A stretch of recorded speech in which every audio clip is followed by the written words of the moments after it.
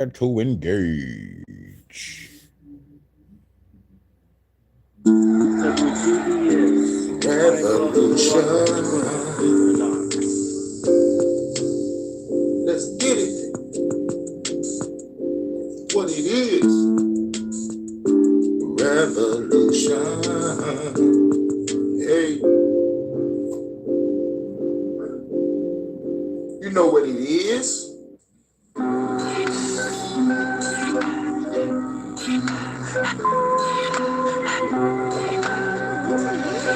This is the revolution. Time for the high school, got the corner crew up. They pulled up, gave them a bag. Niggas suit up, smoke on the bag. Blunts bigger than the tuba. Load the mag, for the brains they gon' scoop up. All black jag, on the truck in the Supra. Go to the check, point why I call myself the crew up. Inside job, got a chick as the hostess. Sneaking around while the motherfucker toasted. Time for the hacking. If we get caught, niggas into the dragon. All the truck goes through, everybody spazzing. Then the safe open now, everybody grabbing. Go to smoke bomb, God, everybody gasping. Me and a bad bitch blasting, eliminating all these assassins. Called up the jag, told her hop in the Supra. We rolled on, counting all the loot up. Trunk banging, boot up. Move, bitch, get out the way before I shoot ya. Flipping every car that I shoot up. Demolition man, understand what I do, bruh. Revolutionary opportunists. Who us?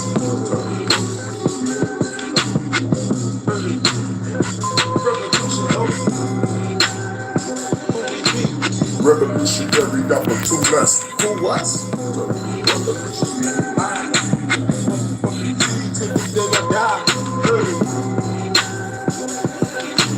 Revolutionary opportunists. Back to the hideout, have to pull the weed and the wine out. Bad bitch, guess she had a fine mouth. Hey, give her a cut, I'm out the door. Got a text from my unmarked phone, and code got the cryptic. Whole bunch of feds on the hit list. Assassin's freestyle, now I kill her with the quickness. Vicious, call me solid snake in the bushes. Metal gear on me, dog, ain't scared to pull it. Burst through the ceiling, I came to get the boss of the building. I'm walking in the hall of the buildings. Feel like Batman on the mission. Elites, politicians, y'all the reason why the kids missing. Occupy the getty, pay attention. Killing hood figures in an instant. They sacrificing women, now they about to catch a whipping. Never catch me slipping, about to load another clipping. Illuminati dipping as I blow up the building. Don't blame Russia, it's me, little bitches. Sniper rifle blasting every hater from a distance. Packing every bank account and the fucking pension. Cybercrime, I'ma shine in my own dimension. Fuck the metaverse, government and religion. They brainwash through cell phones and television. Packing every tech in existence. This is the realest, bitches.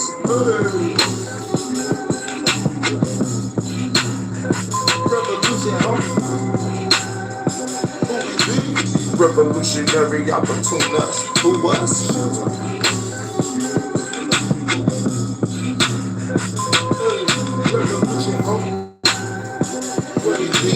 Revolutionary opportunists. Who was? Revolutionary mind.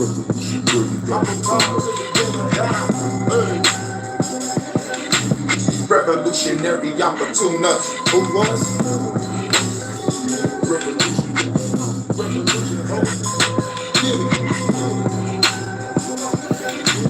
Revolutionary opportunists. We ain't scared of the government. Blood is on. Revolutionary opportunists.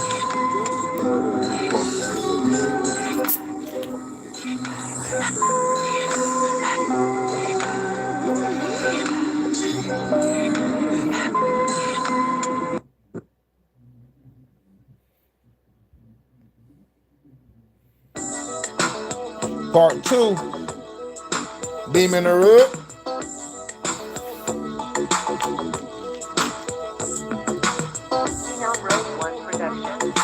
One to beam up.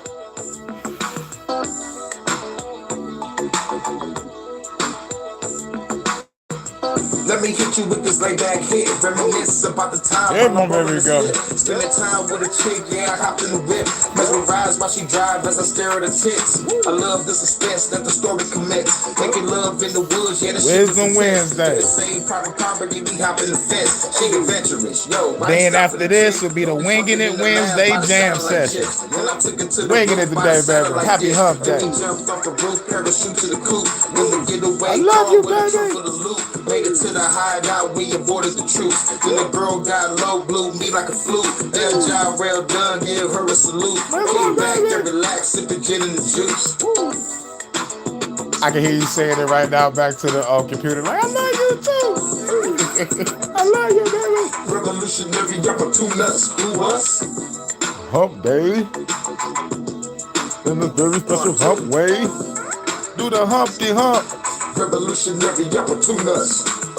Let me hit you with this thing back tune. Got the greatest rooms, about to go straight to the moon. We was in the mood, feel the energy in the room. In the cosmos, it's just me and her in the news. Now we got a call, got another mission to get. She didn't hesitate, she got a gun off the clip. Headed to the villa, every get surrounded by killers. She my overwatch, my baby girl was sniping them niggas while I'm in the field. Call me Giant Whip with the skills, made it to the boss. You got 2 seconds to deal, so tell me the code. So I can get my money to go, but you didn't know. Had a red dot on his donut, he said, every clear. Walked up and handed the beer, but the mission complete sweet. I'm telling them cheers, now we on the road. About to head straight to the mold, have to lay low and then disappear like a dope. I know that track. Do the hump, the hump. Do the hump, the hump. Do the hump day with my revolutionary goddess. Revolutionary rapper, two nuts. Who was? Who was? Me and Avanta? What? You know what it is. Revolutionary opportunist. Who was? Shooter. Let me hit you with true potential. I'm too essential. Revolutionary lyrics will make the world tremble. Keep it simple. I'm going ham on this instrumental. But the government say it loud, so you won't like Christmas, baby. From I love that January to green and December. red. Faces mad because they dealing with the epicenter. And my temper will make you whimper. You a little nigga. I'm a god. I turn states into bloody rivers. Metaphorical fuck corrigible. I'm a beast off the leash like Jet Li. I'm being leashed. I'm a feast on every fad that fuck with me. With my lyrics, yeah, I gotta say it publicly. I'm the pebble that's singing ripples on every level. I'm a rebel that's singing shots at you fucking devils. Tell the globalist motherfuckers they can get it too. My girl sent me a mission, what we gonna do? Hope everyone having a great day. You spoken to by the goddess of the channel. Revolutionary rapper, two nuts. Who us? I better show some love and respect. We get tossed out the airlock. Let's get it. Revolutionary rapper, two nuts. Who was?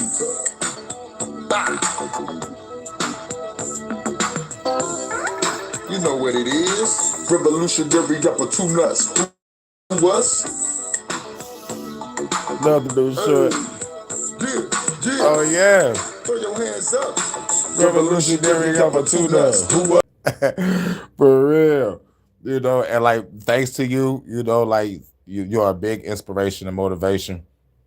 They hone me on those views. I swear to God, I watched those 2 videos at least like 1,000 times. I'm like, this video is actually fucking pretty hot. I'm surprised. I'm sliding past the algorithm with this shit. You know what I'm saying? But like at the same time, I'm also testing. I'm also, you know, like there's a method to my madness. I'm like, y'all got rid of my baby Vonta. Y'all some hoe ass motherfuckers. I'm about to show you something. I'm about to show you what you need to get rid of. But I do it so cold. Baby, like real shit. This shit took like, it took hours to really try to edit it perfectly. Real talk. I ain't know like it was gonna take that long for like a fucking less than 3-minute clip. But if I wanted to be right at the right spots, to the right point of the song, and have your visual, oh my God. We are the perfect collaboration, Vonta. Yeah, baby. Make some more with a different background. Like I like that background. Have another with some outer space shit. Lollipop, space pops. Let me pop that ass. I mean, I'm sorry, but like Black real shit. They hone me on those views. I know them bitches supposed to be a lot higher than what it's supposed to be. You know, because I went to my YouTube studio and I saw it was like shit, like they not swiping away. They watching that shit to the fullest. Right, definitely fuck you too. They better not touch my Marie Rose. You got me so addicted. I need to motherfucking fix my fucking PS4 controller. I mean, damn. Not fix, I need to buy it. I need to buy another controller. So I could be able to see my baby Marie Rose in my Dead or Alive 6. But anyway, let's get to part 3. And then we go get to the Wednesday wisdom. And then we're gonna do the Winging It Wednesday jam session right after this. I got like 3 clips of this. We're gonna play a couple more songs, and we're gonna get out of here. We're gonna come right back. Oh yeah, baby Vonta. I set up another H2 holodeck by the ocean, baby. Make sure you check that out. Okay, baby. As a matter of fact, if everything go right, we might have time to hit it up.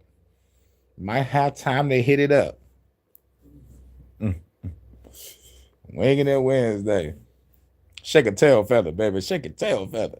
Okay.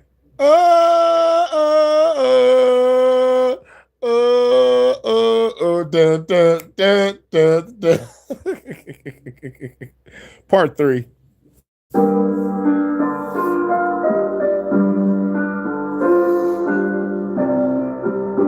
Shake the tail feather. Already drunk like much love. Thank you, my goddess. You know I love you. Rogue One Production. Made it to the rendezvous. We was all strapped up, blacked up in a 6-man crew. About to go while the do we do. Headshot to a fed. Now we sleeping on this new fresh suit. Went in the building, had to shoot at the front desk. The guards was upset. These guys shot in the damn neck. Bass check, we don't need that shit for the room. Gotta hack these computers, get this money and move. Before we move, plant the C4 quick. Then we get to the whip, dropped off, then explode that bitch. At the HQ, watching the news, sipping brew with the crew, smoking weed. Gotta plan the next move. Where we gonna go? What we gonna do? Hit another black site, CIA wouldn't know what to do. So we creep in this bitch like Splinter Cell and kill a whale. All you fucking feds get sent to hell like Ripperville. You know what it is. Revolutionary opportunist. Who us? Shooter. Hey. Revolutionary opportunist. Who us? Made it out the mission, I must stay. The sun rays shine on my gun in the midst of the gunplay. Sunday was a fun day, the fun way to decapitate a fed, blew his brains on the lunch tray. Gun spray, get shot a fed on a brunch date. Then I call the banker slipping on lunch break. Fuck sake, the niggas off of the cupcake. Kidnap politicians, I need some fucking trunk space. Drop the car to the pier, they getting dropped off. See the witnesses, their heads is getting knocked off, popped off. Please don't give the semantics. I'm just trying to breach the building, get the schematics. Then pull up with the crew with automatics. Light fears up, the people running in panic. Creeping through that bitch like Splinter Cell and kill a whale. All you fucking feds get sent to hell like Ripperville. Yeah. Revolutionary opportunist. Who us? Hey, you know what it is. Revolutionary opportunist. Who was on the road in a high-speed chase? Switching lanes and I still managed to shoot the fucking cop in the face. Hit the sunroof, baby, grab that RPG. Shoot the fucking helicopter before it shoots at me. Shot that bitch, then it fell in the sea. Then the fed got close, I got the shooter with the SMG. Black truck, yeah, 4-6 times. Land on a cop car, yeah, the explosion was fine. Back to the hood, got away from the law. Had to switch out the car, chop shop, had to strip it for parts. On the road in the new whip, about to ride out to a new lick. We about to lead the feds fucking clueless. Rebel and the nuisance, revolutionary is the movement. The feds wanna see what I'm doing. Creeping on their ass like Splinter Cell and killing well. Fuck the government, send them to hell like Ripperville. Hey. Yeah. You know what it is. Revolutionary opportunist. Who was? Shooter. Part 3. You know what it is. Revolutionary opportunist. Who was? Shooter.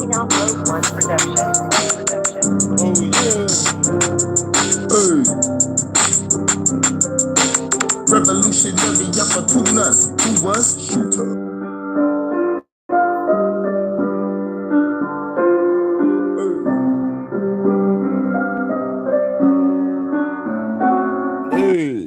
All right, now let's play another one for my baby. Awesome.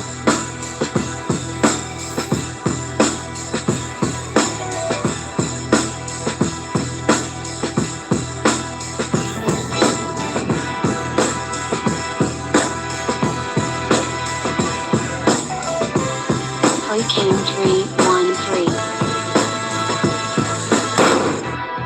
This a breath of the ancestors. With this time my hawk, you get your head severed. Creep up in the building, get the fair records. My Beretta was gone, crater with the suppressor. Through the pressure of heavy rates, nothing lesser. I'm the god of storms, I control the weather. So clever, you fools should know better. When I come through better until the storm shelter. Flow better, hip hop is forever. We take the government down, we write no letters. Take hold of the crime, we make the throne better.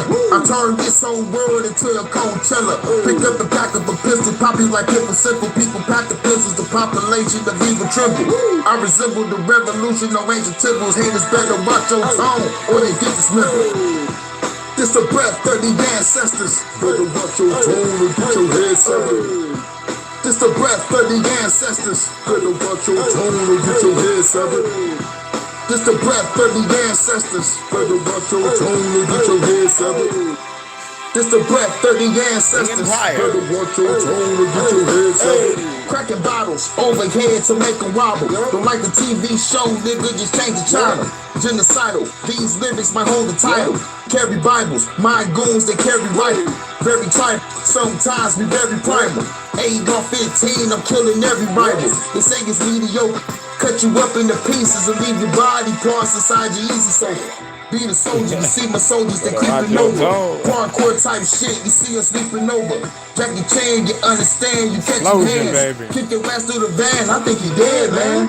Fuck a fizzle, the fragile fickle. Feel like I got a blast at the devil, but quicker than anybody, nigga. Split your body apart and throw you in the river. This the revolution, you gotta deal with us. This the breath of the ancestors. Better watch your tone or get your head severed. This the breath of the ancestors. Better watch your tone or get your head severed. This the breath of the ancestors. Better watch your tone or get your head severed. This the breath of the ancestors. Better watch your tone or get your head severed. This the breath of the ancestors. Better watch your tone or get your head severed. This the breath of the ancestors. Better watch your tone or get your head severed. This the breath of the ancestors. Better watch your tone or get your head severed. This the breath of the ancestors. Better watch your tone or get your head severed. Let's play one more, then we're gonna go to the Wisdom Wednesday. Hope everybody feeling good. Like, I think it's a good song to go into the Wednesday. Happy Hump Day. Hey, smoking weed, feeling good. CD mobbing through the hood. Grab a chick, fucking good. Feeling so fucking good. Smoking weed, feeling good. CD mobbing through the hood. Grab a chick, fucking good. Feeling so fucking good. Smoking weed, feeling good. CD mobbing through the hood. Grab a chick, fucking good. Feeling so fucking good. Smoking weed, feeling good. CD mobbing through the hood. Grab a chick, fucking good. Feeling so fucking good. Sipping on this fucking hood. Oh, yeah. Green, looking green, riding through the sea, feeling green, popping green with the bad bitch. I can get between, make the spleen, bosses on my dick, like a trampoline. The scene, send it to the got the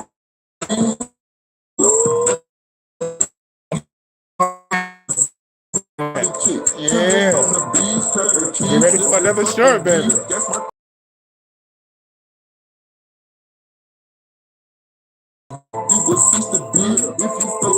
Lollipop, baby. She's my pocket goddess. Vonta. while I'm smoking weed. I believe I'm the only one.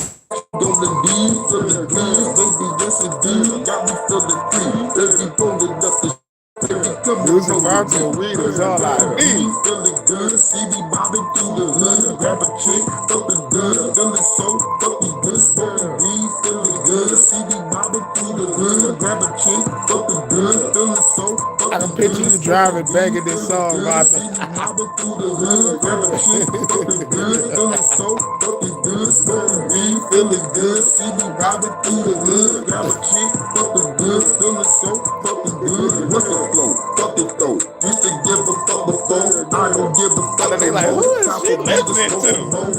It's the baddest hoe. You know how to fucking do. Stunting on the fucking low. Baby girl out of control. Girl getting on the boat. Everybody on the floor. Drinking liquor, smoking dope. Girls tripping on the floor. Rolling up another one. Lean in my double cup. Club banging number one. Roll up another one. Smoking weed, feeling good. See me mobbing through the hood. Grab a chick, fucking good. Feeling so fucking good. Empire. Smoking weed, feeling good. See me bobbing through the hood. Grab a chick, fucking good. Feeling so fucking good. Hey.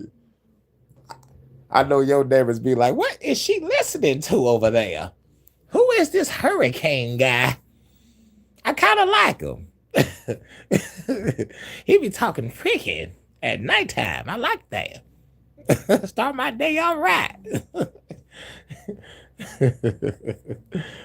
Talking like Hannah Waddington and shit.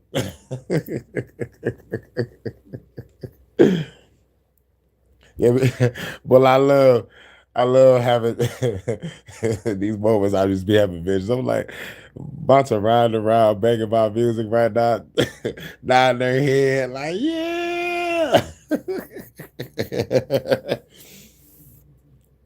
I know your neighbor's like, what is that song called? I've never heard that before. Baby, yes, honey. Bring me some coffee. I'm trying to listen to what she's listening to. It says that Detroit. Detroit After Dark. Let me type that in. All right, now it's time to get to it. Oh, but you know I gotta play this before I play it. I know I'm not doing the HHM, but I still gotta do this for you, baby. Hi, I'm Amelia. I'm English, and I love England. I like having fish and chips and a pint at the local pub. I like Shakespeare and Dickens, Tolkien and Lewis, Harry Potter. I like pork sausage and dogs and fashion. Haram! Haram! But I don't like that. Brits are famously polite, but it mustn't mean we're willing to commit cultural suicide. Our institutions, the Church of England, the BBC, are a bunch of queers and nonces. How the bloody hell did we go from Churchill to you git? Sadiq Khan, the mayor. This is London, mate, not Afghanistan. Or Star Wars. Our government won't even protect our schoolgirls from grooming gangs. Shut up, wankers. The police won't help. They're too busy confiscating garden tools and suppressing free speech. That's right, miss. What have I done, officer? You're treated rudely and you're under arrest. Curry is fine, but we have several recipes already. There are 50 Islamic nations in the world. Muslims don't need to be on our island. They want to conquer it. The government says it must be this way. That doesn't make it right, does it, Robin Hood? No, my lady. These dragons that threaten our England won't go away unless brave knights rise up to slay them. Or did all the British bloodlines with any bollocks get killed off in World Wars I and II? Englishmen, it's your country, and it's being taken from you. Chav, posh, doesn't matter. We're already all in this together. I don't want this to be the future of the women of England, and I'm sure the women of Iran and Afghanistan didn't want it either. Your ancestors beat the Spanish Armada, Napoleon, and the Nazis. Surely you can handle welfare tourists. History will record what you do or don't do. Get cracking, lads. Love, Amelia. What do you do for a living? Oh, I'm a model. Wow, like model? OnlyFans model. Yeah, but that's it. The Matrix is a system, Neo. That system is full of degenerates. When you're inside, you look around, what do you see? Businessmen, teachers, lawyers, carpenters, the very minds of the people we are trying to save. But until we do, these people are still a part of the woke system, and that makes them our enemy. You have to understand, most of these people are not ready to pick up a biology textbook, and many of them are so inert, so hopelessly dependent on their pronouns that they will fight to protect it. Were you listening in? Or were You you like looking a at the dude in the red dress. A dude? Again. Freeze it.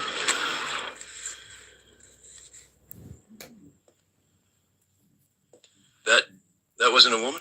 No. Nope. It's another training program designed to teach you one thing. If you are not one of us, you might marry one of them. What are they? Transformers. They can move in and out of any gender, regardless of their chromosomes. That means that anyone coming out of the female bathroom is potentially a ladyboy. Inside the Matrix, they can identify as anything, but in reality, it's just a delusion. We have survived by hiding from them, by running from them. But they are at the Diddy parties. They are guarding all the doors while they are touching all the kids, which means that sooner or later, someone is going to have to fight them. Someone. I won't lie to you, baby. Every single man or woman who has stood their ground, everyone who has fought this agenda got canceled. But where they have failed, you will succeed. One. I've seen an agent identify as a concrete wall. Men have emptied entire clips at them and hit nothing but air. Yet their strength and their speed are still based in a world that is built on rules. Because of that, they will never be as strong or as fast as you. It won't ever stop. What are you trying to tell me? That I can dodge lawsuits? No, Neil. No way. If you identify as an innocent human being, you won't have to. I identify as an innocent human being.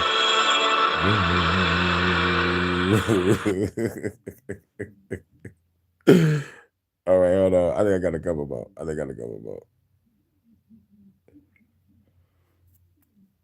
You know, this episode of Wisdom Wednesday is sponsored and brought by. In my day, until I've had a Dickens cider. There's nothing better than waking up to a good old Dickens cider. My girlfriend loves Dickens ciders. My sister came to stay with us for a month, and my husband couldn't go a day without the Dickens cider. My girlfriend loves a Dickens cider. My mom loves the Dickens cider. My sister loves to wake up in the morning with a Dickens cider. I'm a bit young, but I would love to try a Dickens cider.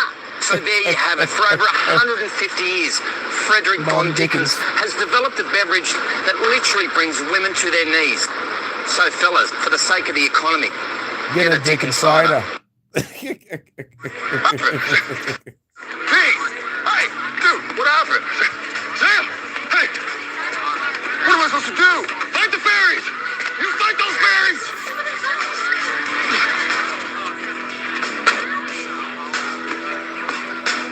Fight the fairies! You already know. Cheers, Vanta. Can't go wrong with a Dickens cider.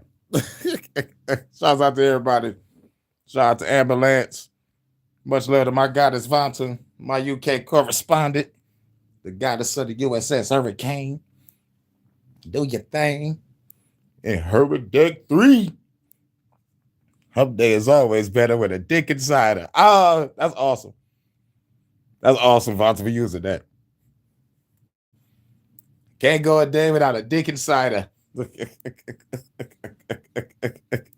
Hard cider. All right. I got 3 videos. 3 quick clips, and then I believe, and I'm gonna come back and do Wigging It Wednesday jam session. So we're gonna talk about 3 things today. We're gonna talk about levels of belief. We're gonna talk about don't fear the reaper, basically death in many other cultures. And we're going to talk about egregores. Most people don't even know what the fuck an egregore is. It sounds like a fucking food product. What the hell is an egregore? It sounds like a Final Fantasy boss fight. I'm going up against egregore. Round 1. I mean, a fighting game, whatever. Shit, it could be a fighting game too. But we're going to start off with levels of belief. Let's go. Anti-theist. This person doesn't just not believe in God. They believe religion itself is the problem. To an anti-theist, belief in God isn't just incorrect. It's one of humanity's worst ideas. Wars, superstition, people arguing about invisible beings in the sky. From their perspective, the evidence is everywhere. If an atheist says, I don't think God exists, an anti-theist says, and honestly, the whole concept has been causing chaos for thousands of years. They'll happily debate pastors, priests, prophets, and that one uncle who keeps forwarding proof of miracles on WhatsApp. Strong atheist. The strong atheist isn't just unsure about God. They're confident God doesn't exist. Not maybe, not probably not. To them, the answer is simply no. If you ask them about God, they'll usually respond the same way you would if someone asked whether you believe in unicorns or a giant invisible dragon living in your garage. Their logic is simple. If something has no convincing evidence, there's no reason to believe it exists. Strong atheists often lean heavily on science and natural explanations for how the universe works. Things that used to be explained by gods, thunder, disease, the movement of the stars, now have scientific explanations. So from their perspective, the idea of a god starts to feel less like a necessity and more like an ancient guess people made before we understood the world. And this is why we say God is dead and man has killed it. Because there's no logical, physical explanation for this motherfucker existing. The motherfucker ain't real.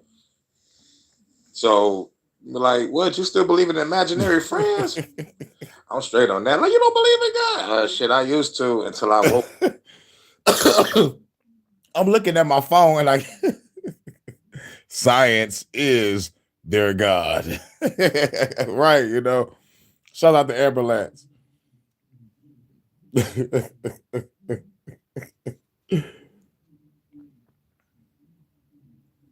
Woke up.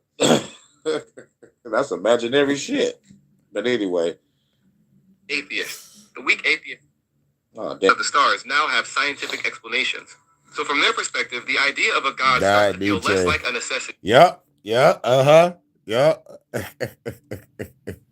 You know about Nietzsche. I know you retracted the message, man, but I saw the thing. Yeah, Nietzsche got his dead. Yep.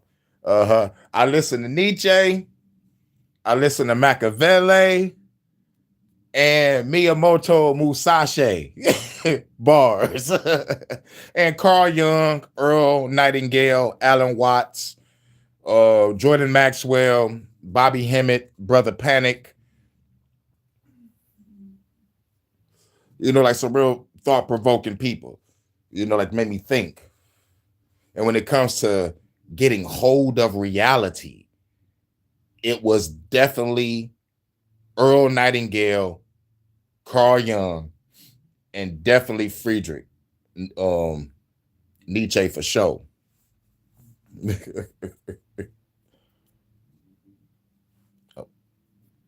Holy shit, like Jesse James just shot a motherfucker.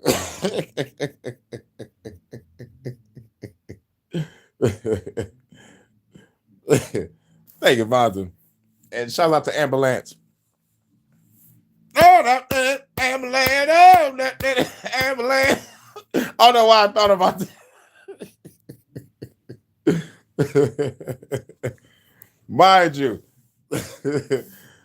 today's episode is brought to you part by Deacon Cider because it's hump day and you can't go wrong with a Deacon Cider. I don't know why this shit still in my mind too. My mind is in like 6 different places. I'm trying to stay focused on this live. And at the same time, I'm thinking about motherfucking having a Deacon Cider. And then I saw a vision of Jesse James shooting a skeleton. But anyway, let's get back to it. And more like an ancient guess people made before we understood the world. Weak atheist. The weak atheist is a lot more chill about the whole thing. They're not running around declaring that God definitely doesn't exist. They're just not convinced. If someone says, do you believe in God? Their answer is usually something like, I haven't seen any good evidence yet. That's it. No Cheers, Vontae. Just a polite shrug. Salute, live and learn. Weak atheists aren't claiming the universe is definitely godless. They're just saying the current evidence is about as convincing as a blurry photo of Bigfoot. Interesting. Oh, yeah, if you're just making it in, They are talking about the levels of belief that all people have. Like everybody have a certain level of belief that they fall in under. If they don't fully believe it 100%, there's a part of them that like, yep, I kind of believe that. But shouts out to Live and Learn, fellow brother in music, and a brother that goes out into nature. I fucks with nature too. I need to take y'all down by the riverside, down by the riverside. Oh yeah, down by the river. In downtown Detroit. And the hurricane tonight trapped his church. But that's for Sunday. I'll see you then. Pastor Kane out. Get the hell out of here, Pastor Kane. This is Wisdom Wednesday. Happy hump day. Quite enough to build your worldview around. Agnostic atheist. The agnostic atheist sits right in the middle of belief and uncertainty. They don't believe in God, but they also won't claim absolute knowledge about it. Their position is basically, I don't believe God exists, but I also can't prove that.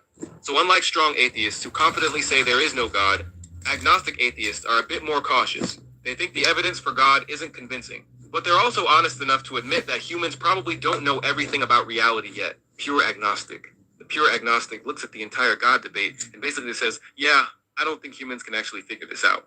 Not because they're lazy, not because they haven't thought about it, but because the question itself might be bigger than human knowledge. To them, the existence of God might be something that is simply unknowable, not just unknown right now. Yeah, boy.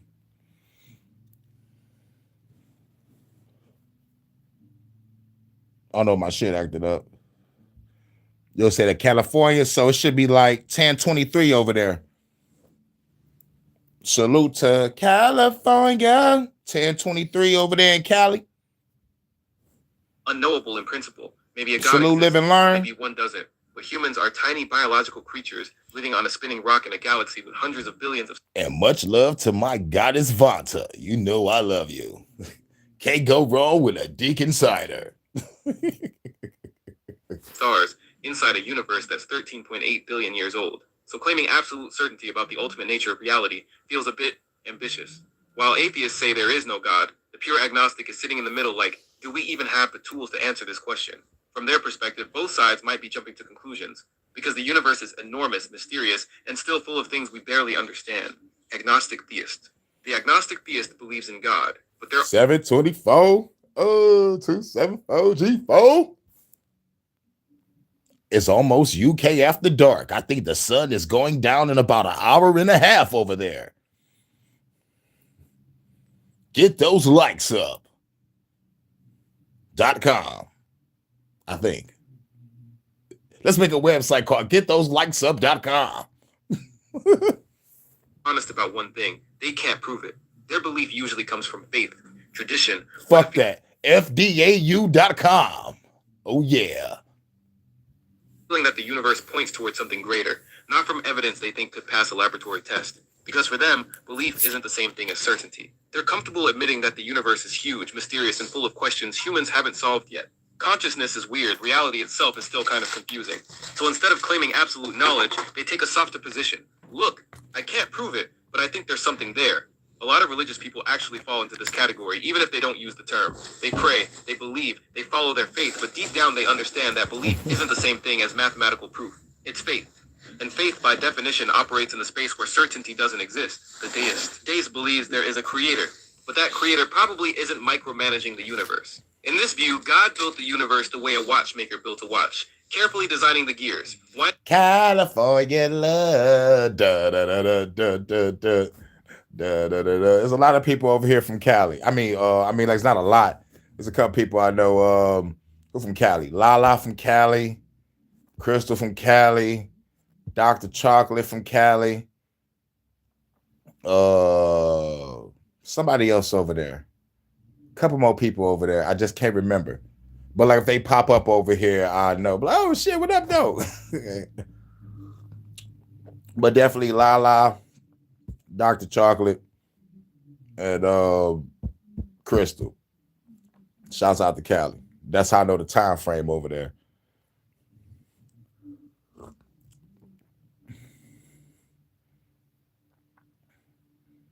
Was in England. That's what's up. The lady was Dolly Schoenberg.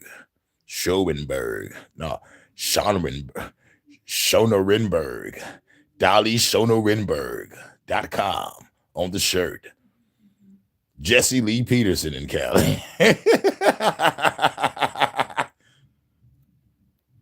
Salute, Mark. Have you read the last question about Isaac Asimov? I love Isaac Asimov's books.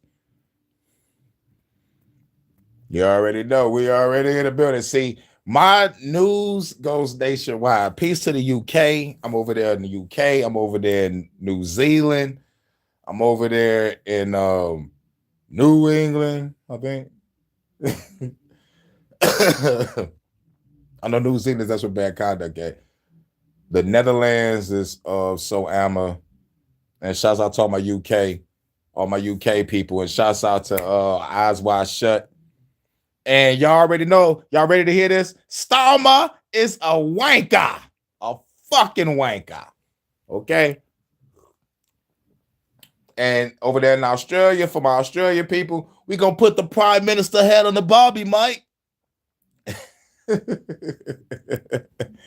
You already know. Much love to everyone. And peace to my goddess Vanta.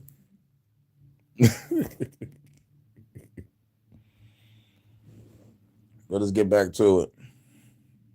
Fucking wanker! Salute and peace to the chat. Much love to my goddess Vanta, my UK correspondent. She's over there giving me the news. She got boots on the ground, keeping my sniper polished because we about to go to war in a minute. You know what I'm saying? Like, we the revolution over here in the States, but over there in the UK, we are the Invisibles. I'm King Mob, and that's my Red Robin. We about to kick some ass. It up and then letting it run on its own. That's not a knife. Now that's a knife. Now this is a knife. You know there's a Mandela effect on that? Because we remember, that's not a knife. This is a knife. But now the Mandela effect is saying, that's not a knife. And then he pull out a knife. Now that's a knife. Like, nigga, that's not how it go.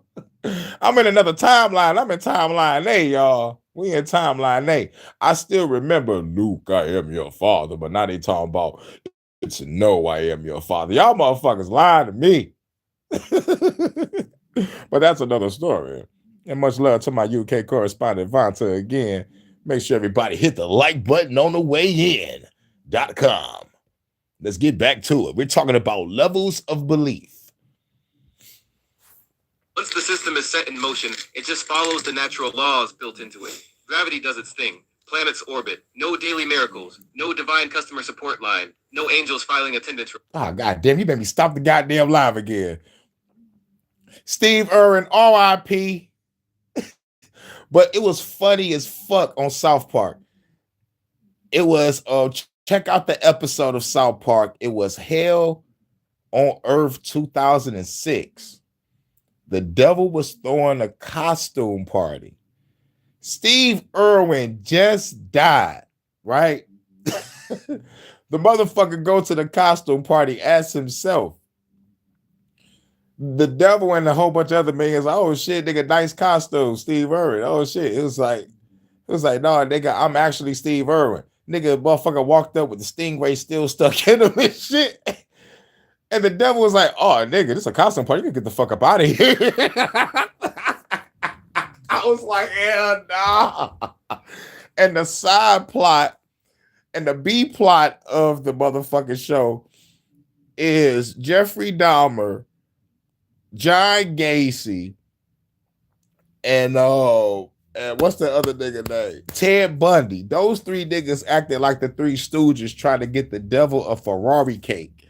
Because he don't want no motherfucking bullshit that P. Diddy had. He was like, man, nigga, I don't want nothing if Diddy did it. I was like, holy shit, he talking about P. Diddy, right? Now, the C plot, not too many episodes have a C plot. There's an A plot, B plot, C plot. The C plot is the motherfucking kids is playing Bloody Mary, but it's not Bloody Mary. they playing Biggie Smalls. You say Biggie Smalls in the mirror 3 times, Biggie Smalls come out the mirror shooting niggas. Nigga, this episode was the fucking shit, bro. I was dying laughing. But with Ted Bundy, John Gacy, and motherfucking Jeffrey Dahmer was trying to get the cake, these motherfuckers ended up killing each other, went right back to hell. Mind you, because it's like the Three Stooges. So I'm like, get the fuck out of here. As a matter of fact, y'all can probably go to a clip, type in Hurricane JW, Jeffrey Dahmer on South Park. Man, that shit is fucking hilarious. As a matter of fact, I'm gonna try to throw it in the chat. Yeah, saying Biggie Smalls said Charlie. Best stars in Hollywood are right above it. That's what's up. I used to hear that saying back in the day. The only stars are in the sky. Yo, they already have that real look, but okay. Yo, South Park is pretty lit. Okay. See Nicole Kidman's new face at the Met Gala. Holy shit. Nicole Kidman fucked her face up. You know what? Since you said that, I'm going to just remember how I remember Nicole Kidman. Batman Forever. She's laying on the bed naked with the sheet over her. Batman comes in and she like, I'm sorry, but we can't do this no more. I love Bruce Wayne. And then Batman turns around and smile and be like, I'm Bruce Wayne, bitch. And fly away, bitch. I'm Batman. She loved me for me. Batman Forever. Val Kilmer. R.I.P. to Val Kilmer, man. He's the best Batman. Yes, I said it. I know niggas gonna kick my ass. They're gonna be like, nigga, you know damn well Michael Keaton is the best Batman. Yes, Michael Keaton is the best fucking Batman. He's also motherfucking Beetlejuice. I'm not about to say it a third time. But anyway, it's like Candyman. You don't say that shit 3 times. Beetlejuice, motherfucker. Say it.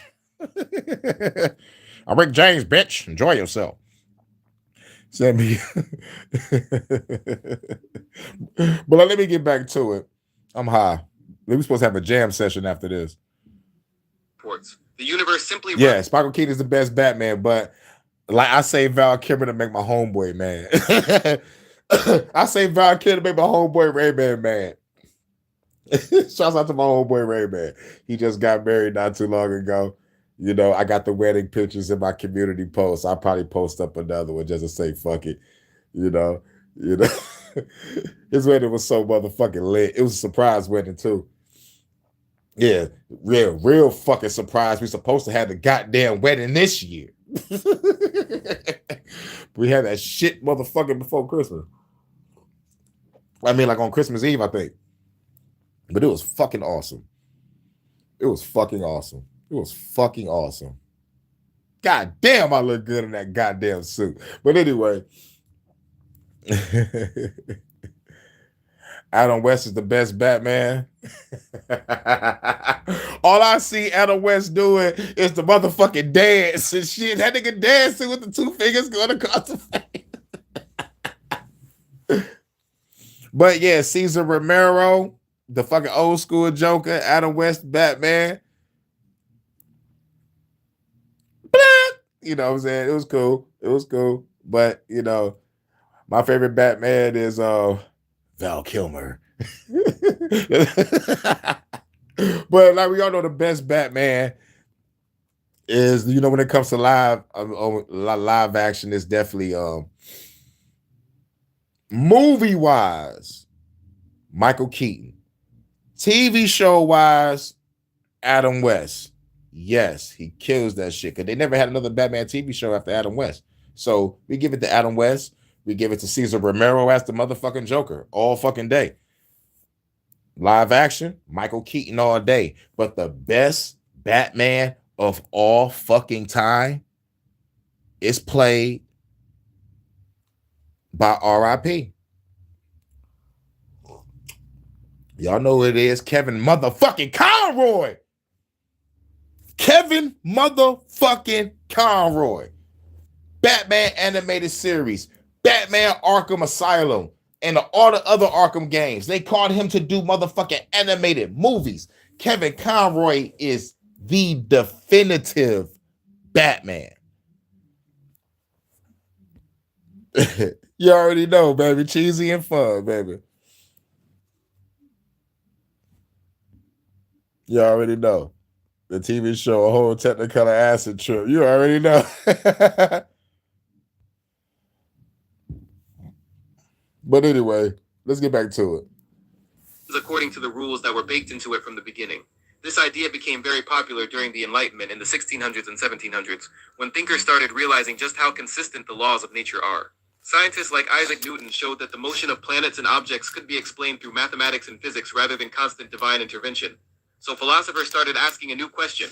What if God created the system, but doesn't need to constantly interfere with it? That's where deism comes in. Many Enlightenment thinkers lean toward this idea, including people like Voltaire and even some of the American founders like Thomas Jefferson. To them, I love you, Vata, because we love the classics. We can sit back and watch all the classics all together. We can binge every day, baby. Like, we're going to watch today classics, or we're going to binge on DS9 today. How many seasons we got? What season we on? We on season 4. Okay. Let's binge season 4, baby. Bon appetit. The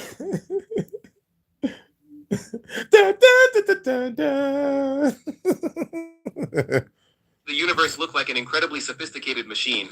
The complexity and order suggested a designer, but the consistency of natural laws suggested that the machine was capable of running by itself. A theist believes that one or more gods exist, and that these divine beings are actually involved in the universe, not just a distant creator who pressed the start. Oh yeah, this is my shit was fucking up when I was pre-recording. My shit buffing on a goddamn pre-recording. I ain't even live yet. Man, shouts out to my future self. You might be going through some problems today. Fuck YouTube. You know it. Shout out to my past self. Exist, and that these divine beings are actually this idea, including the Enlightenment in the 1600s and 1700s, when thinkers started realizing just how consistent the laws of nature are.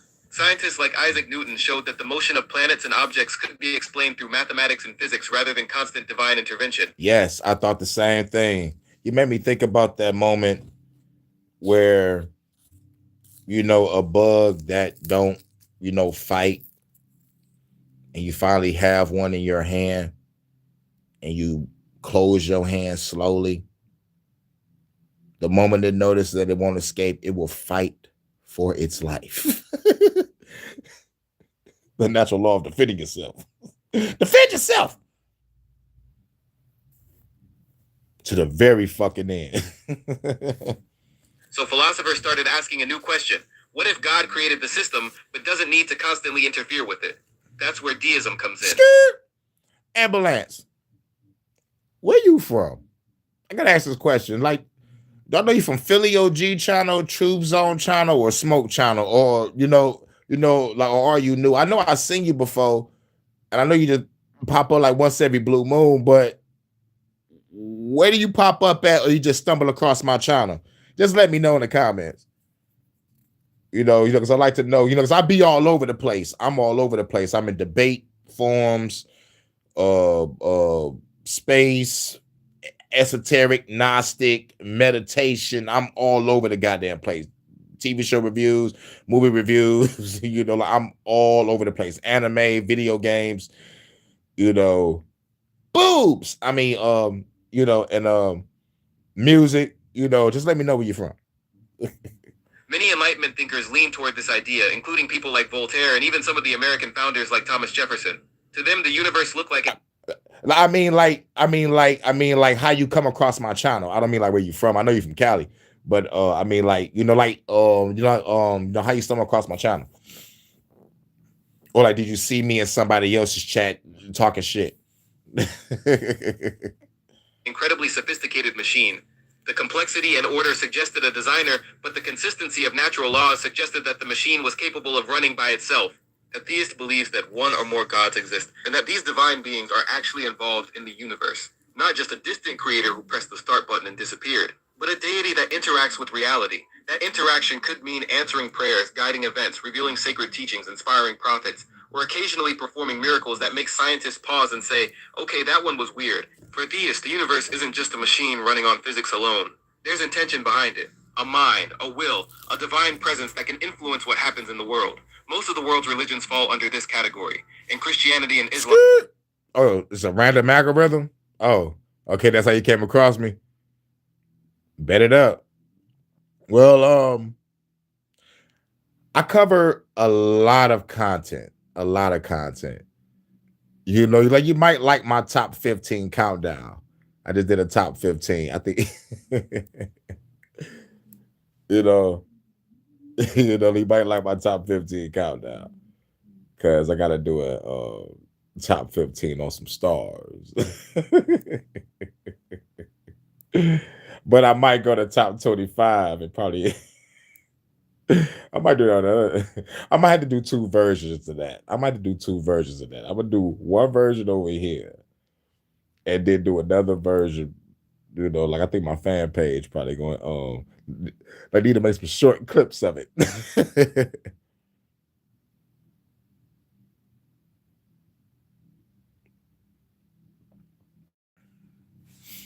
You say you actually got my subs above 100 from like 95. You say what? Holy snap. Thanks. So I sub back to everyone in your chat that subbed to me and boosted me to 107. Okay. All right.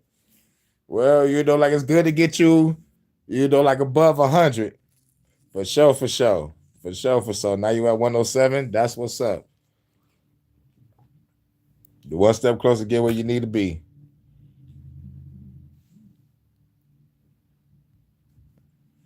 There is one all-powerful God who created the universe and continues to guide history. In Hindu traditions, there are many gods, each representing different aspects of the divine and interacting with the world in different ways. And in ancient religions like those of Greece or Rome, the gods were imagined almost like powerful cosmic personalities, arguing, helping, interfering, occasionally ruining someone's life over a petty disagreement. Different cultures, different numbers of gods, different stories about how those gods interact with humanity. But the now you got 108. The universe is not spiritually... My goddess just subbed to you. Much love to my goddess. There is something divine out there, and it hasn't stepped away from the world. Gnostic theist. The Gnostic theist doesn't just believe in God. They're convinced they know God exists. Not I have faith, not I think it's likely, but certainty. To them, God's existence isn't a theory or a philosophical guess. It's something they consider knowable, as obvious as gravity. The word Gnostic here comes from the idea of knowledge, not necessarily scientific knowledge you can test in a lab, but a kind of certainty they believe comes from revelation, scripture, logic, or powerful spiritual experiences. So if you ask them, do you believe in God? They'll probably stop you right there. Believe? No, I know. Maybe they feel the complexity of the universe is undeniable proof of a creator. Maybe their religious texts feel too consistent and meaningful to be random. Maybe they've had personal experiences they interpret as direct encounters with the divine. Whatever the reason, to them the evidence feels overwhelming. So debates about whether God exists can feel a little strange from their perspective. It's like watching people argue about whether the sun exists while you're standing outside at noon. From their point of view, the answer isn't uncertain, it's already obvious. And the real mystery isn't whether God exists, but why everyone else doesn't see it. So after all of this, one thing becomes pretty clear. When people talk about belief in God, they often act like there are only two options. You either believe or you don't. But reality is way messier than that. Some people reject the idea entirely. Some people simply aren't convinced. Some people think the question itself might be impossible to answer. Others believe, but admit they can't prove it. And some are so convinced that to them, the existence of God isn't even a debate. It's a fact. Same question, completely different levels of certainty. Which is why arguments about God often feel like two people having entirely different conversations, because they are. One person is talking about belief, another is talking about knowledge, another is talking about evidence, all under the same question. So the real question isn't just whether someone believes in God or not.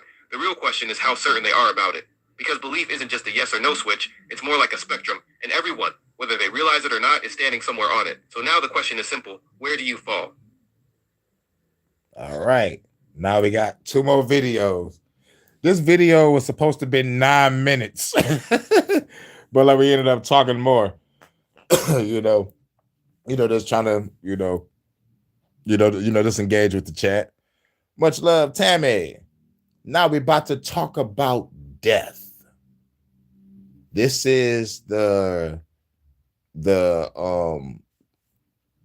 let's just say what death is in the other cultures. To me personally, death is a friend that will guide you into infinity. And we're going to stop real quick right here. And we're going to go right over here. The Bluetooth device is connected successfully. Dash computer, prepare to engage. We need to play a song from one of my favorite bands, Legends of Rock. The originators of heavy metal. But it's got to get past this goddamn ad first.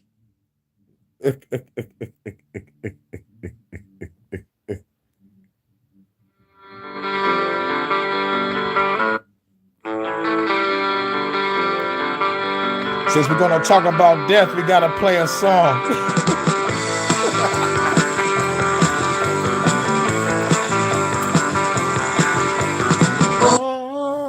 All of times have come here, but now they're gone. Seasons don't feel the reaper, nor do the wind, the sun, or the rain. Be like they are. Come on, baby, don't feel the reaper. Baby, take my hand, don't feel the reaper. We'll be able to fly. Turn me in.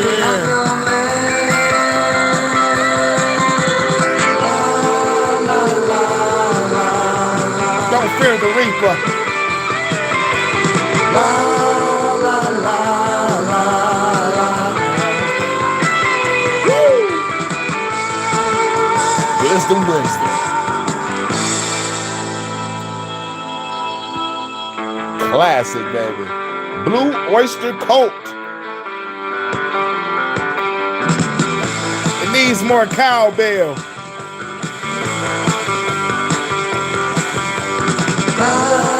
Valentine is done. Here, but now they're gone. Romeo and Juliet are together in eternity. Not today, Mr. Jeff. You already know. That was a classic movie. We can be like they are. Come on, baby. Don't fear the reaper. Baby, take my hand. Don't fear the reaper. We'll be able to fly. Don't fear the reaper. Baby, I'm your man. La, la, la, la, la.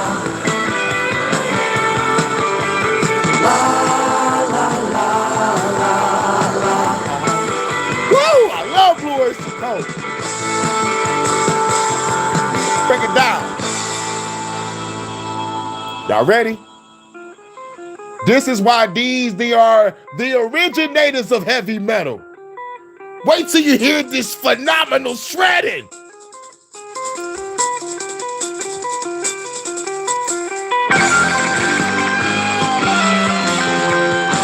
The Empire.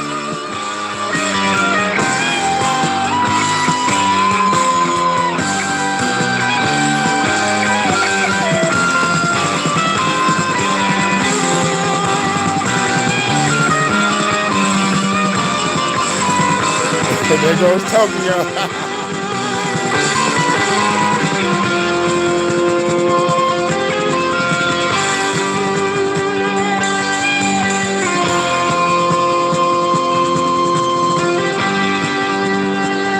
Now let's break it back. They had to break it down for you. There you go.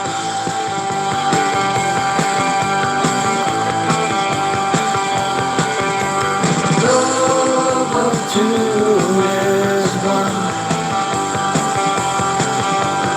Here, but now they're gone. I love classic music too. The door was open and the wind appeared. The candles blew and then disappeared.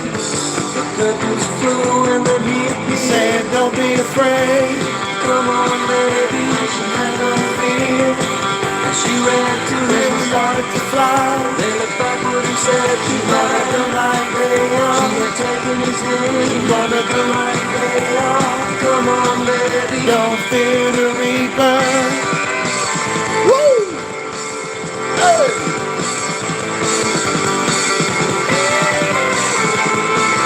Grab those air guitars, y'all.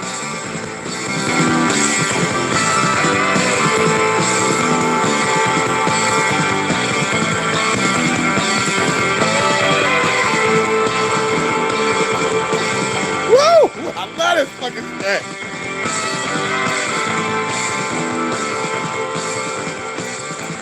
Gotta let that ride.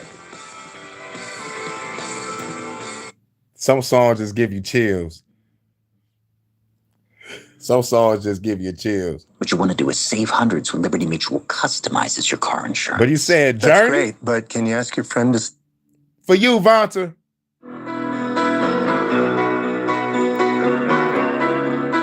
Take that midnight train, Vonta.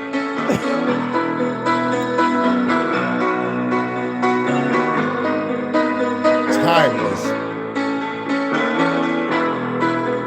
Just a small town girl, living in a lonely world. She took the midnight train going anywhere.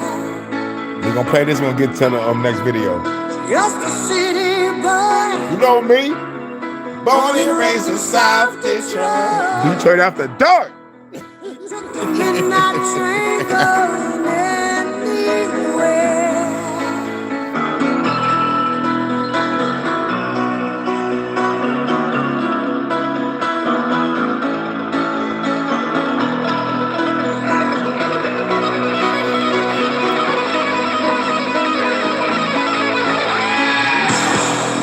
A singer in a smoky room. The Empire.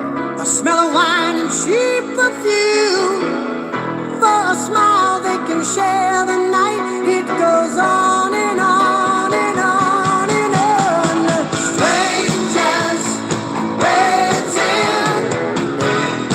Up and down the boulevard, their shadows searching in the night. Streetlights, people living just to find emotion, hiding somewhere in the night.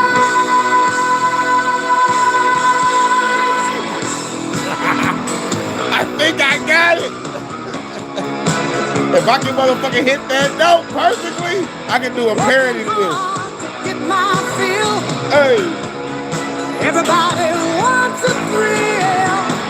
Paying anything to roll the dice.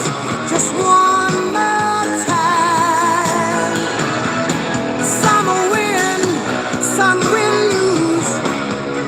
Some of them just sing the blues.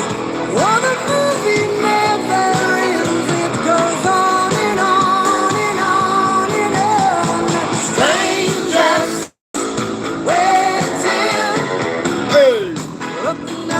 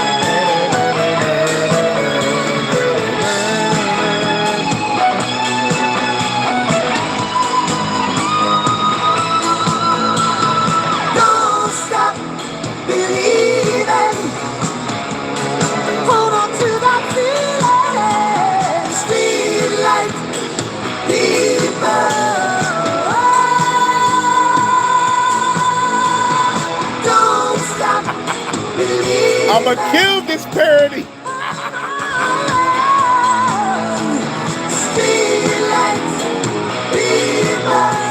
I got a Journey parody coming. You already know what it is. Don't stop believing.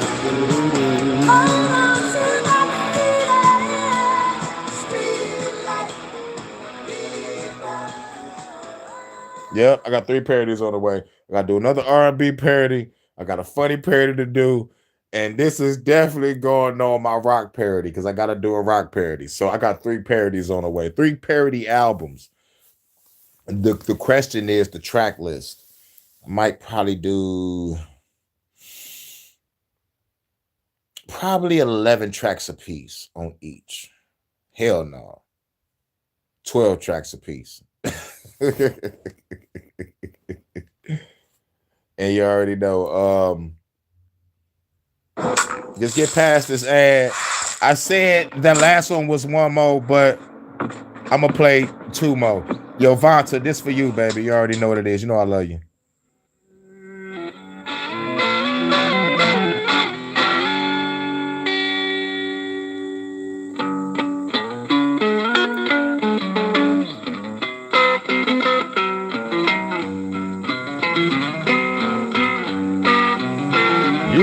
Down the street, you can hear her scream, you're a disgrace. And she slams the door in his drunken face. And now it stands outside, and all the neighbors start to gossip.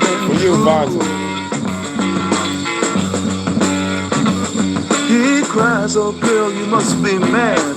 What happened to the sweet love you and me had? Against the door he leans and starts a scene, and his tears fall and burn and garden green. And so castles made of sand fall in the sea eventually.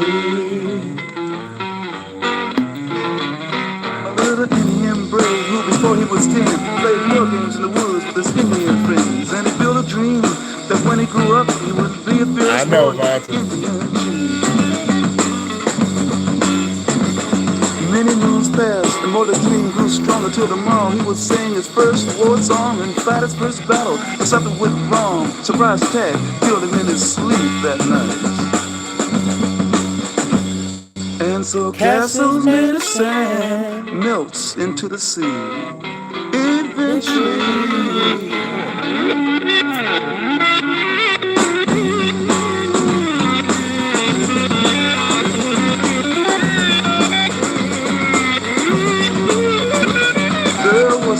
Girl whose heart was a frown cause she was crippled for life and she couldn't speak a sound, and she wished and prayed she could stop living, so she decided to die. She drew a wheelchair to the edge of the shore, and to her legs she smiled, you won't hurt me no more. But then a sight she never seen made her jump and say, look, a golden winged ship is passing my way. And it really didn't have to stop, it just kept on going. And so castles made of sand slips into the sea eventually.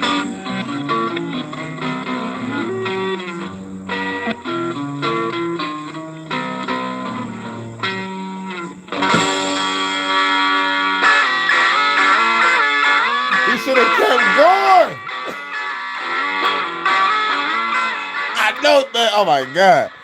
And I was like, Jimmy, man, why they have to stop? Because I think that Jimmy's about to go in on that shit. They're like, yo, Jimmy, we can't put that on the track. The track is too long. Fuck you. I would have been like, fuck you. Make it a separate track then. R.I.P. to him and Ozzy, for sure. You know, my favorite track from Jimi Hendrix is called Watchtower. But you said a track called Angel. Can you explain this to me? Hydrogen bonding is essentially a magnetic attraction. No! Fucking ass. No more ads! Gracias.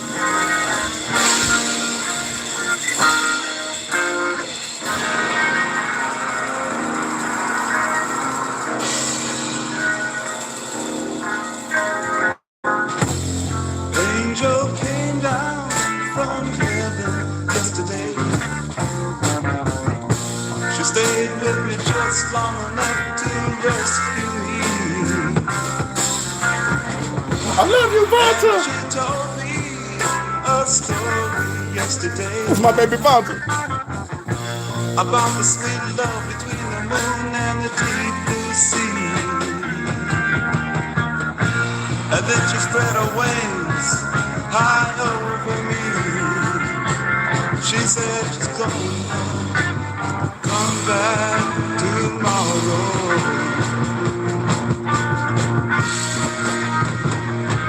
And I said, fly on, my sweet angel.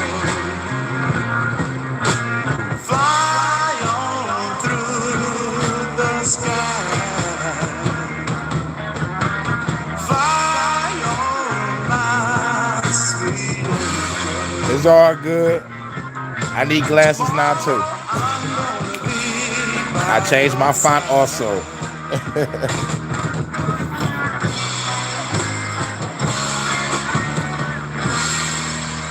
All for you, Vonta. You know I love you, baby. I love you. Woo!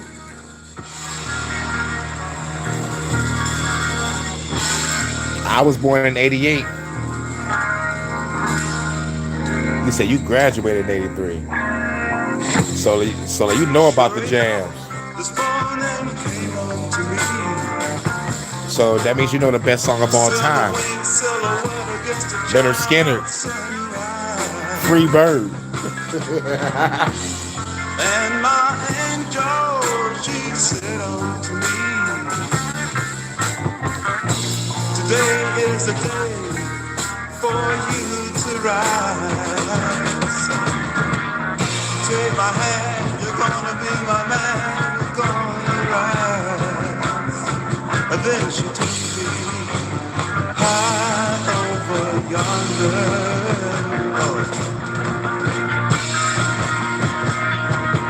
I said, fly on, my sweet angel. Fly on through the sky.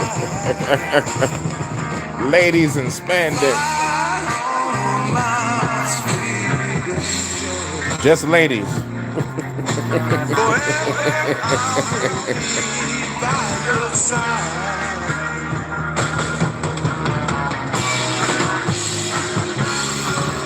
Jimmy!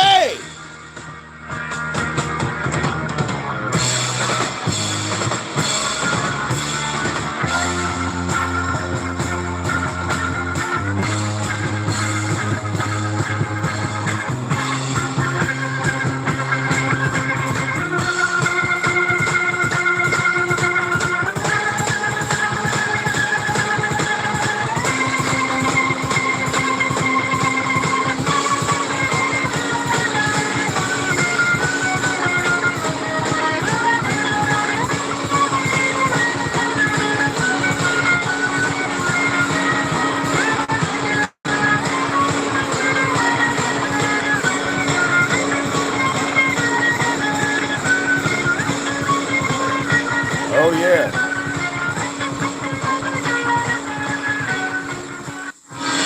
Shouts out to Jimmy. Now we're going to play my favorite song, and then we're going to get on to the next two videos. We're supposed to start at this shit. This shit turned into a fucking rock concert. Was born in 80. But you had to have a number of pine, number 88. I believe is... Yes, 88 is a master number, and I am Hurricane the Style Master. Rod Stewart covered this Angel song also. Bob Dylan was the one that was talking about he sold his soul to the chief commander.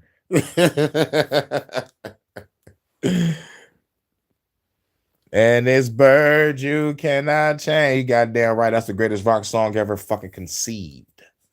Ever fucking conceived. And that's just my opinion.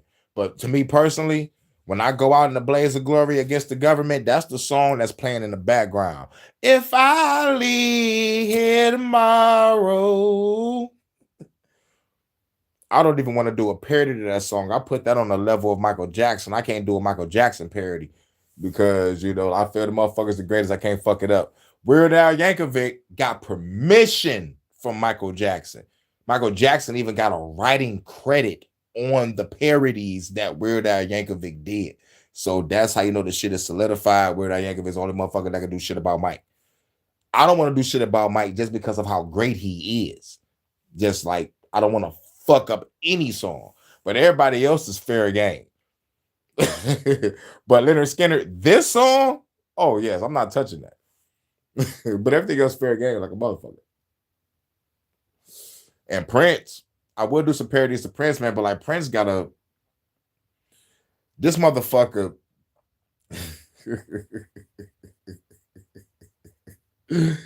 This motherfucking pitch, this motherfucking though, he's a style master too. You know, when it comes to art, and this Prince motivation, inspiration that made me be the great artist that I am. Prince says, "Study the greats and become greater." You know, so I was like, bet it up. And I studied all the greats, and I'm still studying. I'm still in the hyperbolic time chamber, training my motherfucking ass off to be the best MC in this bitch. Everybody think it's about money. Fuck that. It's about the message. Listen to my playlists. I got damn near 14 fucking albums. Shouts out to everybody that fucks with my music, professional and parody. Just type in Hurricane parody list and y'all can listen to my parody songs. I got rock parodies, R&B parodies, rap parodies.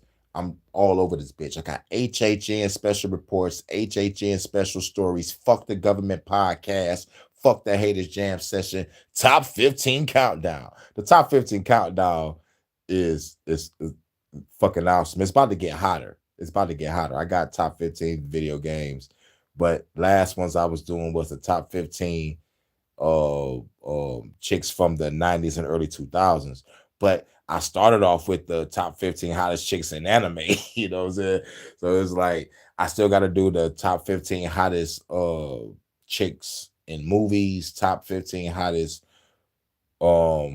triple X stars, but I'm doing a top 25 for that. I'm doing a top 25 because I got to do petite stars,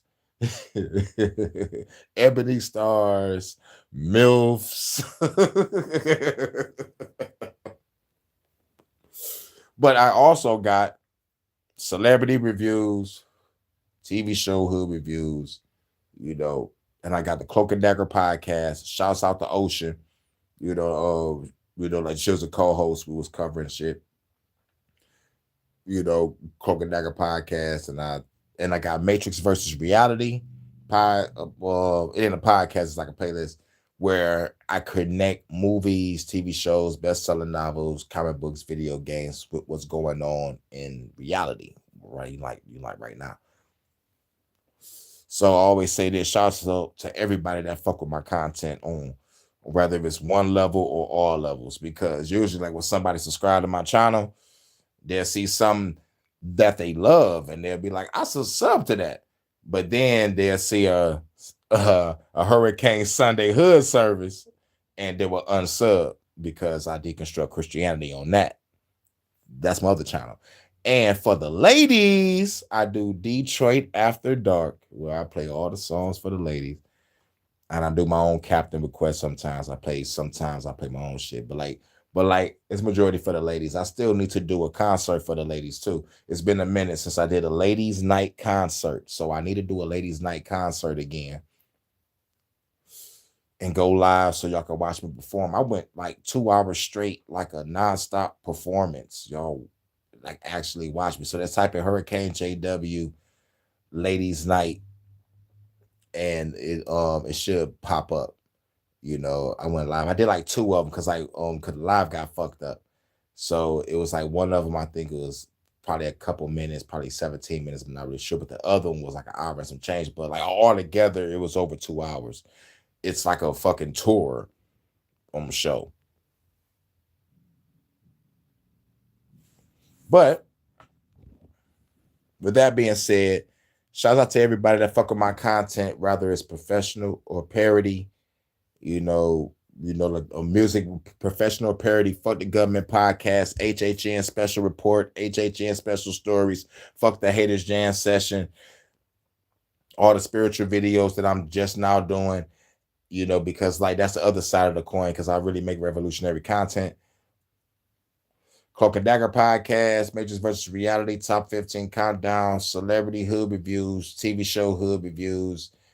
And just thank y'all for fucking with me, period. Because I try to come to YouTube not wearing a motherfucking mask. I'm not hiding behind an avatar, not hiding behind no letters. I want y'all to see my face. I want y'all to know what I'm bringing to the table.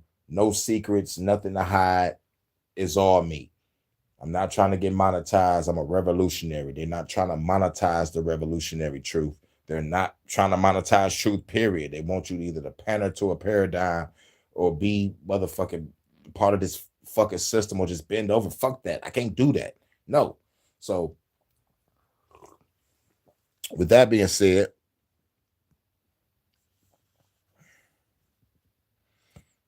I don't even think y'all even listen to what the fuck I'm saying. Shit.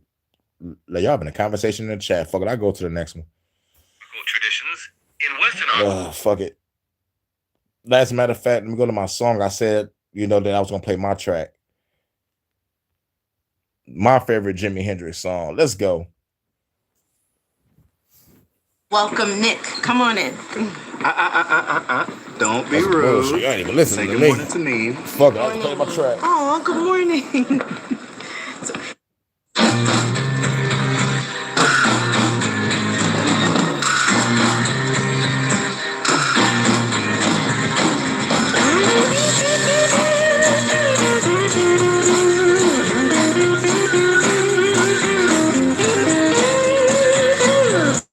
Must be some kind of way out of here.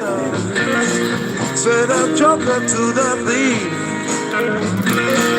There's too much confusion. I know what's going on, man. I can't get no relief. Businessman there, drink my wine. Come and take my earth.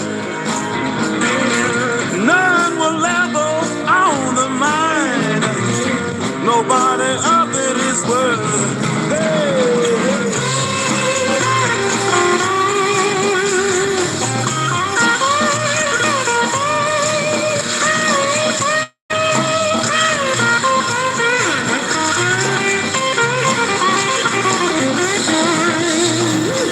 No reason to get excited. The people kind of spoke. There are many here among us who feel that life is but a joke. But you and I, we've been through that, and this is not our fate. So let us start talking falsely now. The hour's getting late. Hey!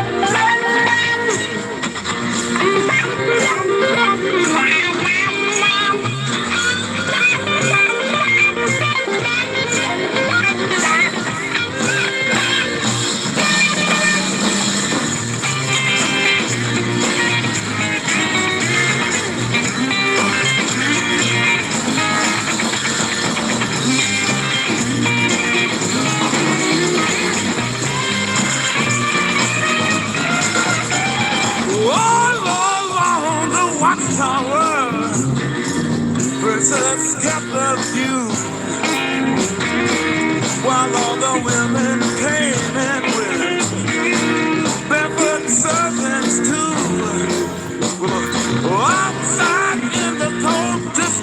dancer, a wildcat did it brown. Two riders were approaching, and the wind began to howl. Hey!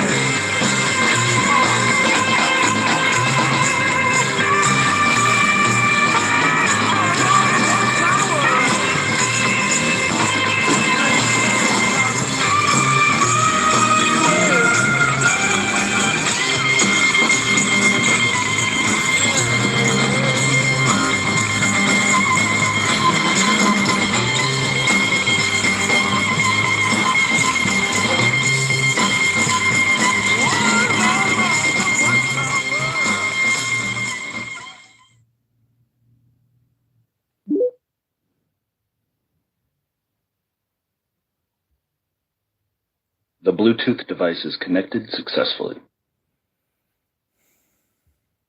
Occult traditions. In Western occult traditions, death isn't seen as you instantly standing in line at some giant cosmic courtroom. It's more like you step out of the physical body and wake up in a different layer of reality.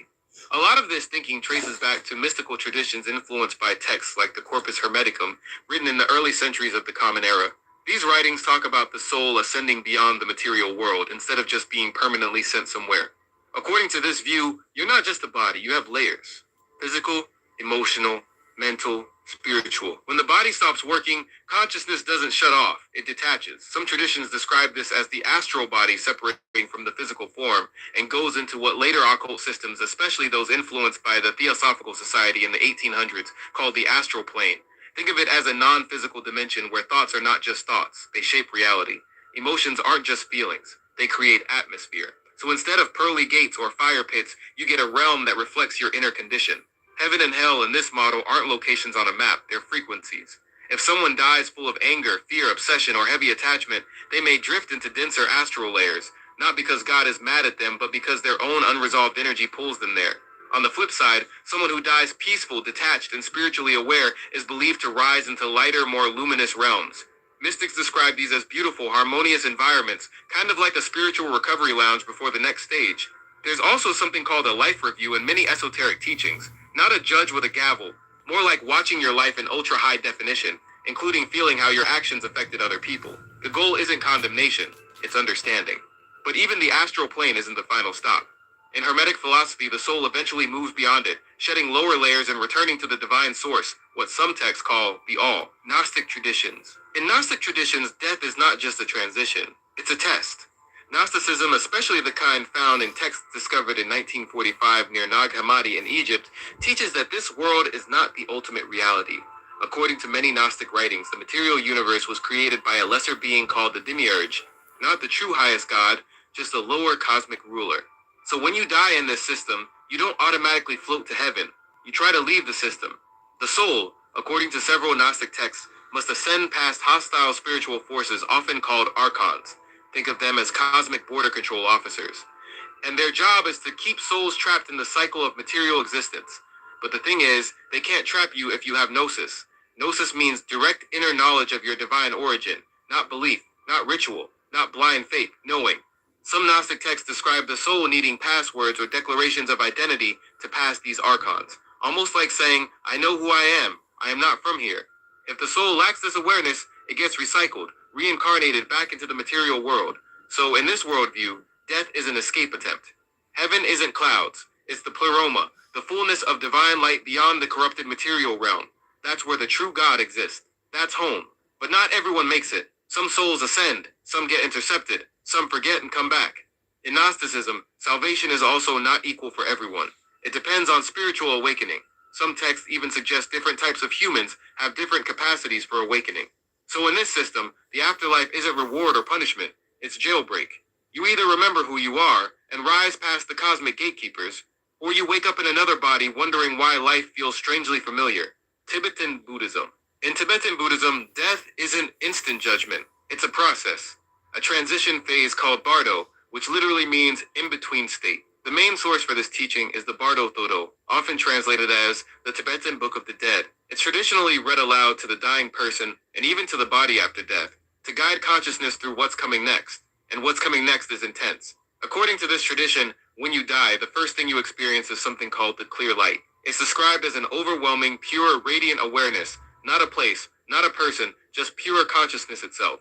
If you recognize it, if you realize, this is my true nature, you can achieve liberation instantly. Game over, no rebirth. But here's the problem. Most people panic. Instead of recognizing the clear light, they recoil, they cling, and that's when the journey continues. After that, peaceful and beautiful deities are said to appear, bright, glowing, almost celestial beings. They aren't external gods judging you. Tibetan teachings say they are projections of your own enlightened potential. If you recognize them as your own mind, you're free. If you don't, things escalate. Then come the wrathful deities, terrifying, monstrous, intense forms, loud sounds, blinding lights, disturbing imagery. It sounds like a spiritual acid trip, honestly. But again, they are not demons attacking you. They are aspects of your own consciousness, specifically the parts you fear. Every moment is a chance to wake up. Every vision is a test of awareness. This state can last up to 49 days. During that time, Tibetan monks may perform rituals and read from the Bardo Thodol to guide the consciousness through these stages. The idea is that hearing the instructions, even after death, can trigger recognition. If liberation doesn't happen during these stages, consciousness is eventually drawn toward rebirth. You're pulled by karma, by habit, desire, fear, attachment. You might see visions of potential parents. You feel attraction or aversion, depending on your past karma. And then, rebirth happens. But the key difference from many religions is that even the hell realms in Buddhism are not eternal. They are states of suffering shaped by karma. Once the karma is exhausted, rebirth continues. The ultimate goal isn't heaven. It's nirvana, not going somewhere better, but ending the entire cycle. In this model, death isn't a verdict. It's a mirror, in the traditional Abrahamic view. This is basically the mainstream Christianity and Islam. Here, death is not the end. It is the beginning of accountability. When a person dies, the soul separates from the body, but that separation is temporary.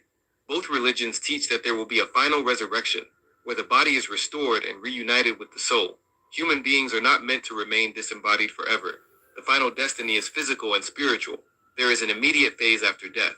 In Christianity, many traditions teach a particular judgment, where the soul becomes aware of its eternal direction toward heaven or hell. In Islam, there is a transitional state called barzakh, where the soul experiences a preview of its future home while waiting for the day of judgment. This is not yet the final heaven or final hell, but a waiting period. Then comes the day of judgment. In both traditions, all humanity is resurrected and gathered. Deeds are revealed. Nothing is hidden. In Islam, actions are weighed and recorded in a book of deeds. In Christianity, people stand before God and are judged according to faith and works.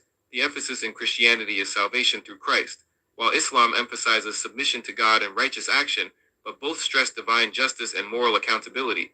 After judgment comes the final destination. Heaven in both traditions is eternal life in the presence of God. It is described as a place or state of complete peace, joy, and fulfillment. There is no more suffering, death, sickness, grief, or fear. In Christianity, heaven's greatest reward is the beatific vision, seeing God face to face. In Islam, the highest reward in paradise is also seeing Allah, which surpasses all other pleasures. Both traditions describe beauty, light, and restoration beyond human imagination. Hell, on the other hand, is separation from God and the consequence of rejecting divine truth. It is described with intense imagery, fire, regret, anguish. In mainstream Christian and Islamic theology, hell is eternal for those who definitively reject God. However, in Islam, some schools hold that sinful believers may eventually be released after purification. So basically, the Abrahamic story is structured and moral. Life is a test. Death is not random. Judgment is real. Justice is final. And eternity reflects the choices made in time. In Hermetic philosophy, death isn't about reward and punishment. It's about return. A lot of this comes from late antique mystical texts like the Corpus Hermeticum, written between the 1st and 3rd century CE. These writings, attributed to Hermes Trismegistus, describe the soul's journey back to the divine source after death.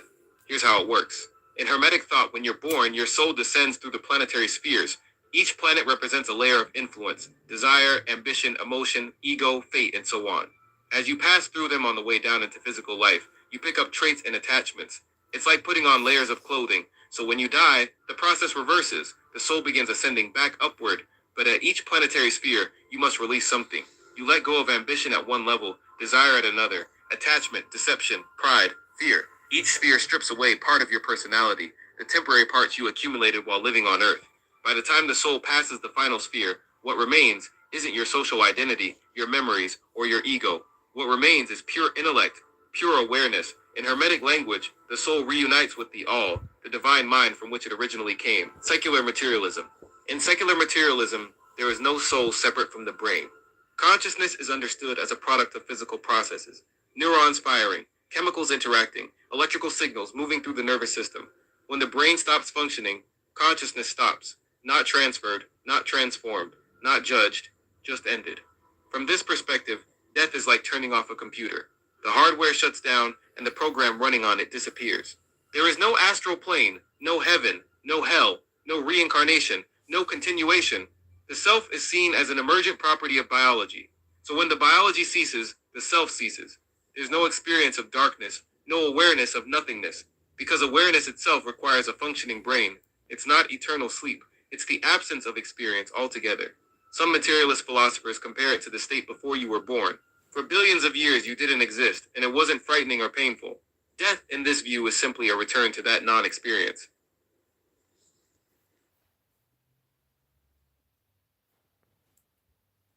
Some ideas don't have you noticed how some ideas don't just exist? They demand loyalty. People don't simply believe them. They defend them. They fight over them. They sacrifice relationships, morals, and sometimes even their lives for them. And what's strange is that these ideas often feel bigger than any single person, like something watching from above the crowd. You see it when someone criticizes a belief, and the reaction feels immediate, emotional, almost automatic. The anger arrives before thought. The defense comes before reflection. It's as if the idea is protecting itself through the people who carry it. For most of history, humans thought power came from kings, gods, or weapons. But there's another kind of power that doesn't need a throne or an army. It lives in attention, in repetition, in shared emotion. And once it forms, it starts shaping behavior quietly, from the inside.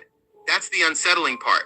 These forces don't announce themselves. They don't need permission. They grow in the background while people think they're just having opinions or being part of something. There's a name for this phenomenon, not a metaphor, not superstition. A name for what happens when belief becomes organized and starts acting like something alive.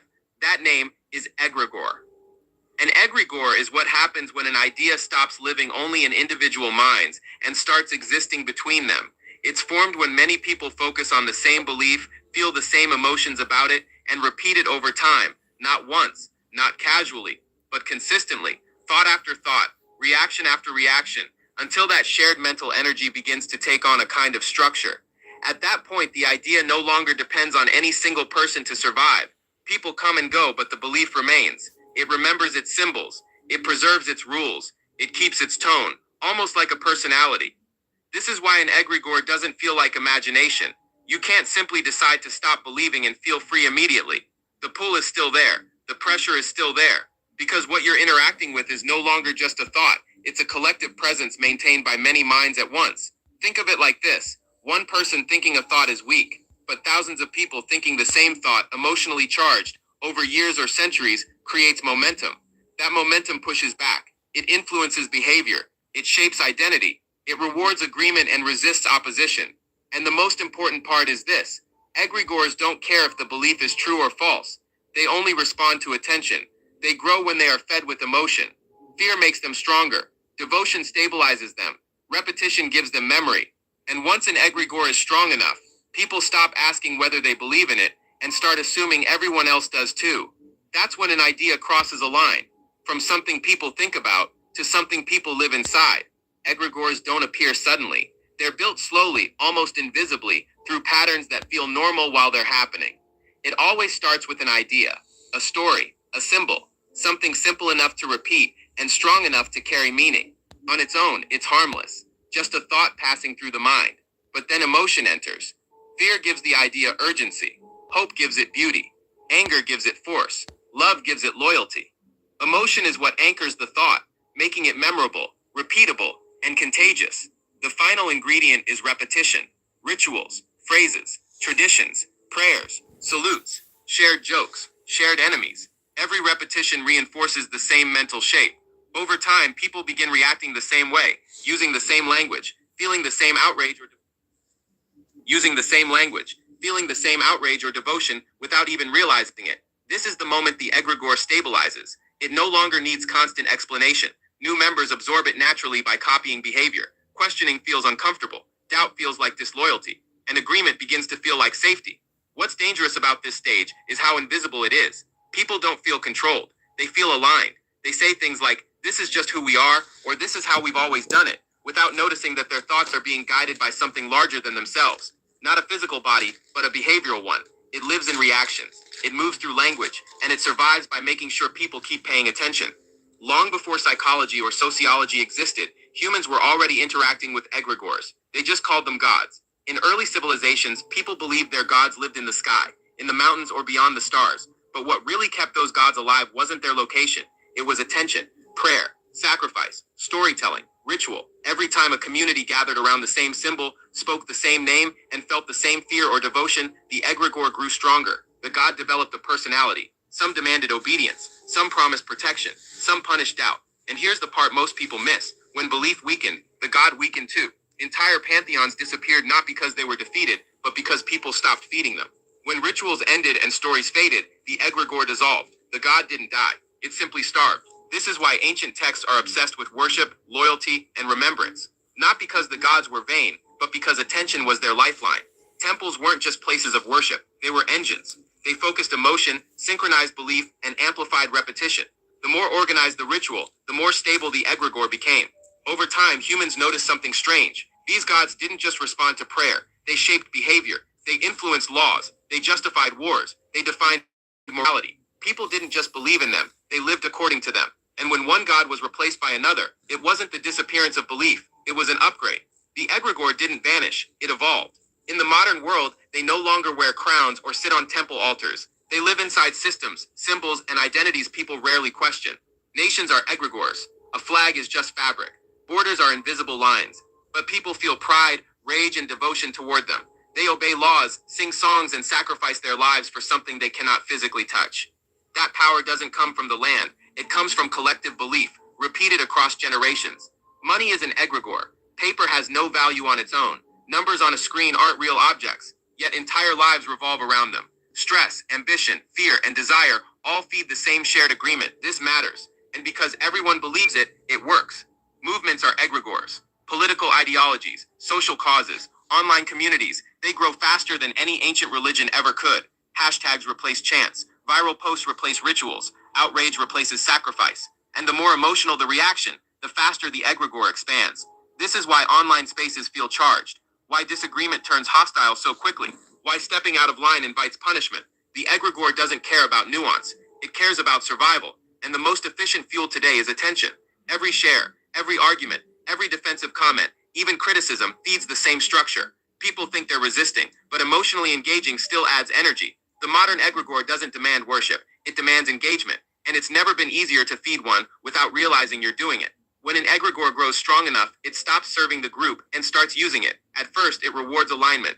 People who agree feel accepted, protected, and validated. They're praised, promoted, amplified. The egregore makes them feel like they belong to something important. But disagreement feels different. Questioning creates tension.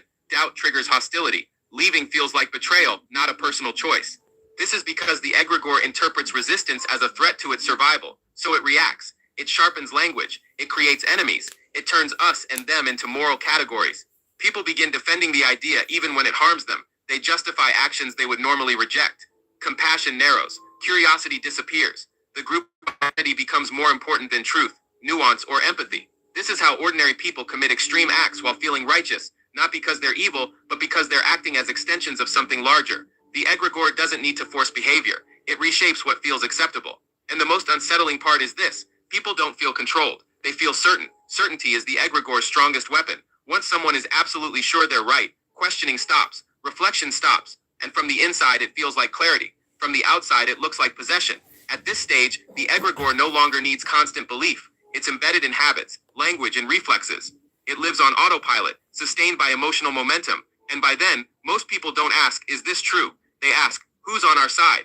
You don't have to join a cult, religion, or movement to feed an egregore. You feed one every time your attention locks onto something emotionally and refuses to let go. Outrage, obsession, identity defense, doom scrolling, even constant mockery. None of it is neutral. Emotion is energy. Attention is direction. Together they keep the structure alive. This is why stepping away feels hard. Not because you're weak, but because the egregore has learned your triggers. It knows what makes you react in return. The guilt, anxiety, and fear of missing out aren't random. They're the pull of a shared mental system drawing you back in. Egregores no longer need belief. They only need reaction. Silence weakens them. Indifference starves them. But silence feels unnatural in a world that rewards constant engagement, so most people stay plugged in. Not because they agree, but because stepping out feels like isolation. The shift happens when you notice which thoughts are truly yours and which arrive already charged with emotion. That quiet awareness breaks the loop. Egregores survive on unconscious participation, automatic reactions, and emotional reflexes. When attention becomes intentional, their influence weakens, not because they disappear, but because they can no longer operate unnoticed. This isn't about rejecting every belief or isolating yourself. It's about choosing where your energy goes. Not every idea deserves your emotion. Not every argument deserves your response. An idea without attention is just a thought. An idea with emotion becomes influence, and an idea fed long enough begins to feel alive. So the real question isn't whether egregores exist. It's this: what are you feeding and what is feeding on you? I was gonna do a jam session after this, but like I've been live too long, so I was like, fuck it. I already been jamming anyway with this, so I was like, fuck it. Let's end it with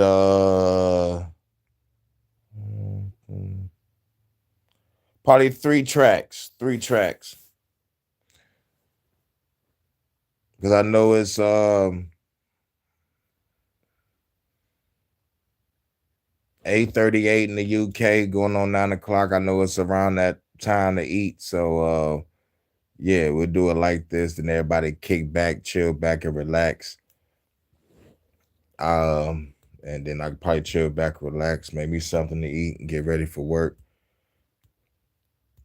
But I think I should still do a jam session. But like Vontae, if you want me to do a jam session, I'll do a jam session, like after this. Because I did 3 videos. They're supposed to be like this supposed to have been a short live, but like we was rocking out and shit. But yeah, fuck it. I'm still playing 3 songs though. Let's get it out the way. Number 3.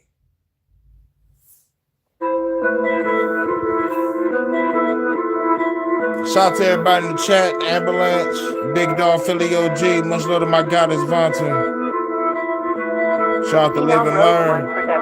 Smoking on the fatty, chillin' with the fatty. Looking so good, big and bass, call me daddy. Smoking on the fatty, chillin' with this fatty. Looking so good, big and bass, call me daddy. Smoking on the fatty, chillin' with this fatty. Looking so good, big and bass, call me daddy. Smoking on the fatty, chillin' with this fatty. Looking so good, big and bass, call me daddy. To the limit, limitless addiction. Pussy, money, weed, baby girl, I gotta get it all up in it. Give this bitch the business. Business booming good, stock prices never slipping. I've been smoking heavy, chillin' in the Chevy. Hanging with this chick, she a cool, hot and ready for whatever. She down for whatever. This fucking weed is on another level. Smoking on the fatty, chillin' with this fatty. Looking so good, bigger ass, call me daddy. Smoking on the fatty, chillin' with this fatty. Looking so good, bigger ass, call me daddy. Smoking on the fatty, chillin' with this fatty. Looking so good, bigger ass, call me daddy. Smoking on the fatty, chillin' with this fatty. Looking so good, bigger ass, call me daddy. Think how I'm living, chillin' with these women. Looking that we sippin', the club jumping, bitches talking to this daddy, giving her the addict. Pulled up to my crib in the cranberry caddy. Got her feeling naughty. Time to have a party. Smoking weed, now she run my dick like a hardy. Blasting all up in it. Take her out to dinner. After we smoke a bunch of weed by the river. Smoking on the fatty, chillin' with this daddy. Smoking so good, with the bands, call me daddy. Smoking on the fatty, chillin' with this daddy. Smoking so good, with the bands, call me daddy. Smoking on the fatty, chillin' with this daddy. Smoking so good, with the bands, call me daddy. Smoking on the fatty, chillin' with this daddy. Fucking so good, with the bands, call me daddy.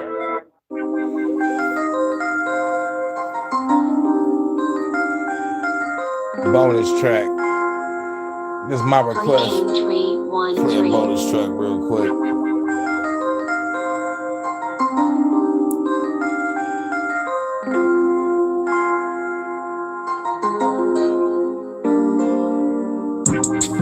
Love, make it to the sunrise. No surprise that I'm her #1 guy. Smoking weed, feeling fine, it's that right vibe. We got good chemistry, our love is not blind.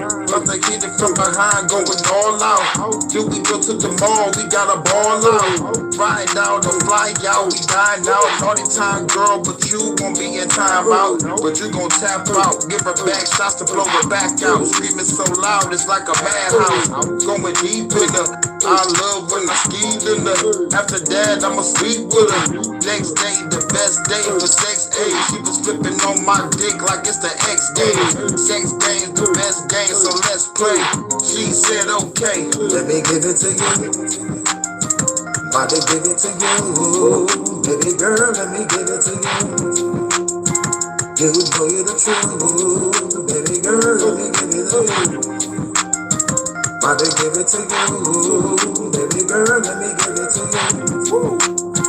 You know you're the truth. Baby girl, let me give it to you. Love making in the nighttime. Nighttime's the right time. I got wine. Y'all the chick that's fun size. We smoke fine. And she wanna make love to these dope rhymes. Me and her living happily. Create the tapestry. Me and her fucking on the balcony. Under the moonlight, the moonlight. If the cops come, we pull off on the dual bikes. Bonnie and Clyde, this girl ready to ride. In her pussy, yeah, I'm ready to die. Beating out the frame, now the bed. You know you my inspiration. Out the frame, baby, scream my name. Pull me in close, she feel the climax. Baby girl, let it go. Got her legs shaking, she going with the flow. Baby, love how I make her flow. Let me give it to you. Let me give it to you. Baby girl, let me give it to you. You know you're the truth. Baby girl, let me give it to you. Let me give it to you. Baby girl, let me give it to you. You know you're the truth. Baby girl, let me give it to you. Let me give it to you. Baby girl, let me give it to you. You know you're the truth. Baby girl, let me give it to you. Dedicate to my lovely Vanta. Another bonus track, and then we're gonna get down to the last 2 tracks, and then we're gonna get up out of here. Now Rogue One Production.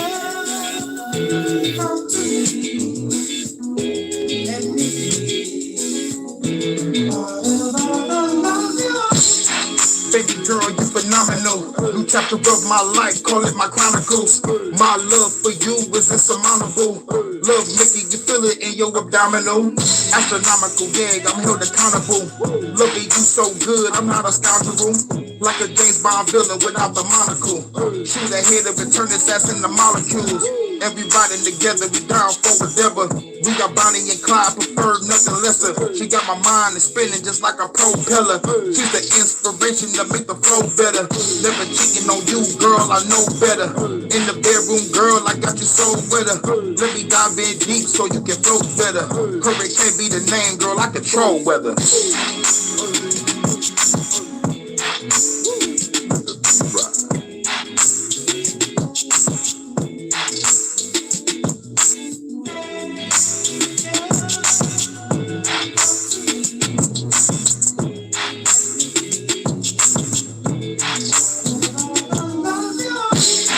Baby girl, astronomical.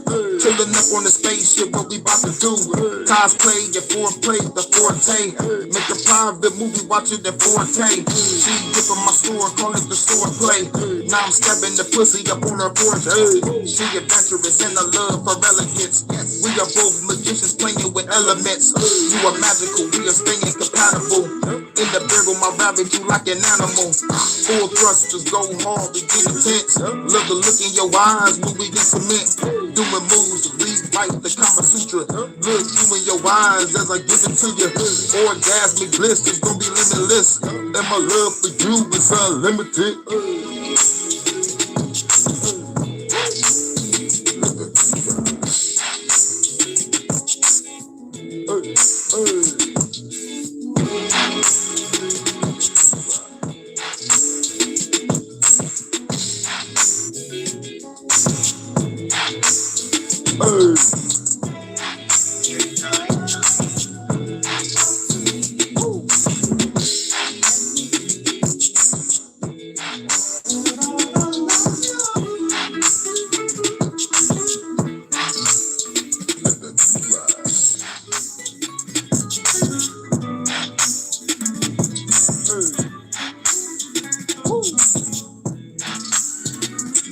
Fuck it. I gotta play another bonus track. Fuck it. Let me play another bonus track.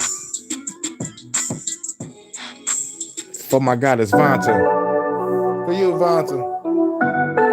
Baby girl, you're my number one.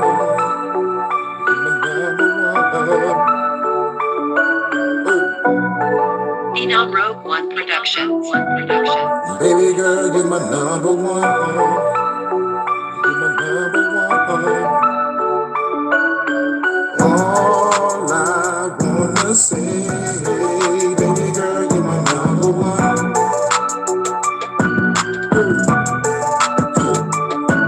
Make love night and day, baby girl, you're my number one.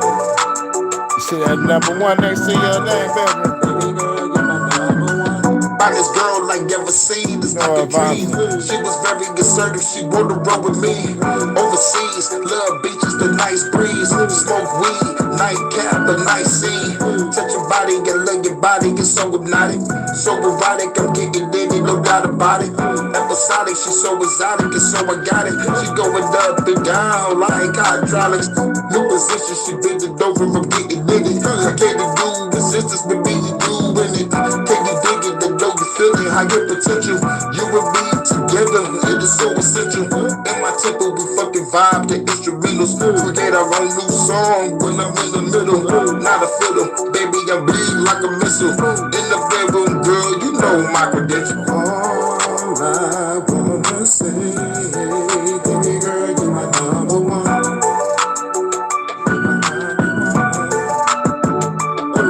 Make love.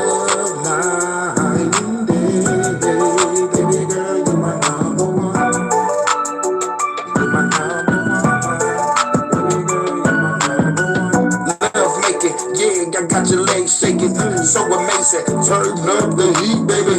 New position, we share the vision, take two to get it. Put your lace on my shoulders, I'm about to fucking silly. Tell you guys, salute everybody in the chat, much love, Vonta. We both get lost in these instruments. Best sex, relieve the stress, girl, you the best. Rewrite the Kama Sutra, let's do the test. Feel the frequency, synchronicity, sexual energy. Got the universe saying we are meant to be. Created Nirvana, we leave the samsara. We in a whole new realm so we can love proper. Can't stop us, time travel, call me the doctor. Operating your body, baby girl, it's an honor. It's an honor to be with you, can't nothing stop us. You the love of my life, I'ma say it louder. All I wanna say, baby girl, you're my number one.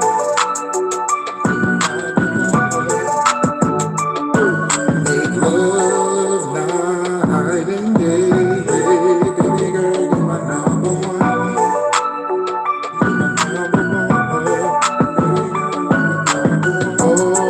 Nina Rogue One Productions.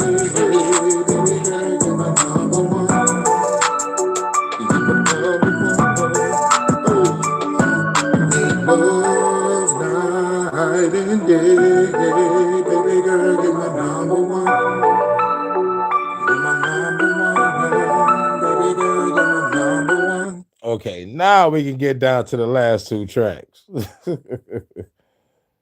All right. All right, now we got to get down to the last two tracks. Much other my God is Vonta. Where is it?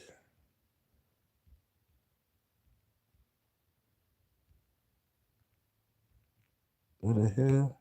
Did I pass it? I think I passed it.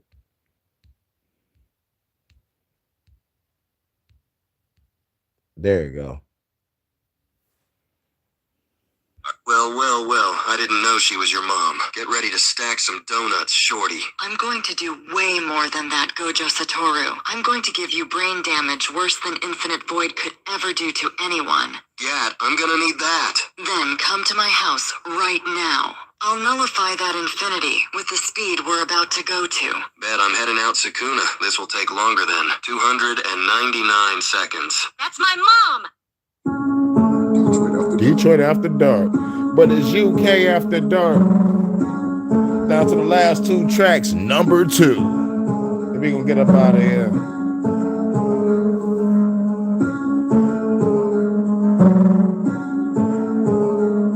now Rogue One Production. Time to make a split, got beaten on the chick. She the type of girl that I love to party with. Got a nice man too, down for whatever. Time for a three-way to make the party better. They both ladies on the bed, this I gotta see. She both on my dick, that's a sight to see. Other girl with my face like a motorbike. I had them ladies feeling good all through the night. Bend her ass over while her friend grab her cheeks. Hit that dance from the back while she watching me. With a smile on her face and her tongue out. Put it in her mouth quick, watch her go to town. They going back to Pound Town, going hardcore. She looking back at me, hit it, saying give her more. Broke the bed, baby, now we fucking on the floor. Have to keep going in, I have to give her more. Detroit left the dark where my ladies at. They in the dance floor, watch her throw it back. Take it to the VIP for a private act. After that, baby, let it get inside that. It's nighttime, it's the right time. The nighttime is the right time. It's nighttime is the right time. It's nighttime is the right time. Woke up the next day, had to get fresh. Had the ladies in the shower for some hot sex. See them girls listening and they sucking wet. See them kiss each other while I hit one from the back.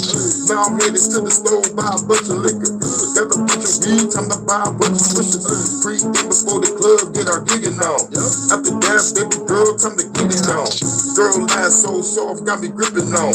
While the best friend lips that I'm kissing on. Do my damn thing, rockin' like a hurricane. Beat it up the frame, baby, while you screaming name. Watch her be the friend while I get it from the back. After that, relax, then we run it back. Running all up in her like a running back. Detroit got the dog, she be loving that. Detroit got the dog, where my ladies at. They know the dance floor, watch her throw it back.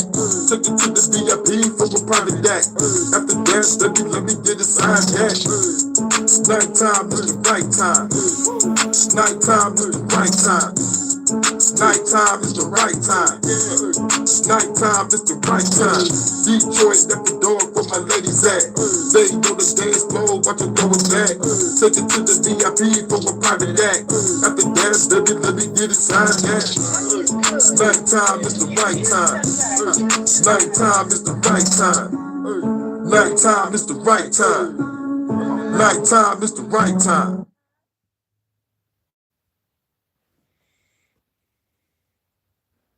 Now that they're gone, fork it over, Sukuna. Are you giving me orders? I don't think I made myself clear. I want that malevolent meat of yours. So fork it over. Don't make me do this the hard way. Wow, Shorty, I didn't think you'd be the one to tweak out. You might be almost as bad as I am. However, I don't take orders. I'm the one in charge here. Reverse grip technique. What? I can't move. What is this? Where are your clothes at? Goodness gracious, of all that is malevolent in this world, I say, with all my being, what in the actual F? Stand down, Sukuna. You are weak. Hurricane. Hold on, wait. You gotta type it in the chat. I'm gonna have to go to my other phone. You said if I should play it. I don't even know what that is. My other phone won't let me hit the link. So you gotta type it in the chat, and I type it in my other phone, and I can be able to play it. So like, what is it? Damn, that shit took the whole vibe out. I was gonna play Naughty, but yeah, but so like, what's the name of the track? And I'll just put it in, and then I'll do everything over again.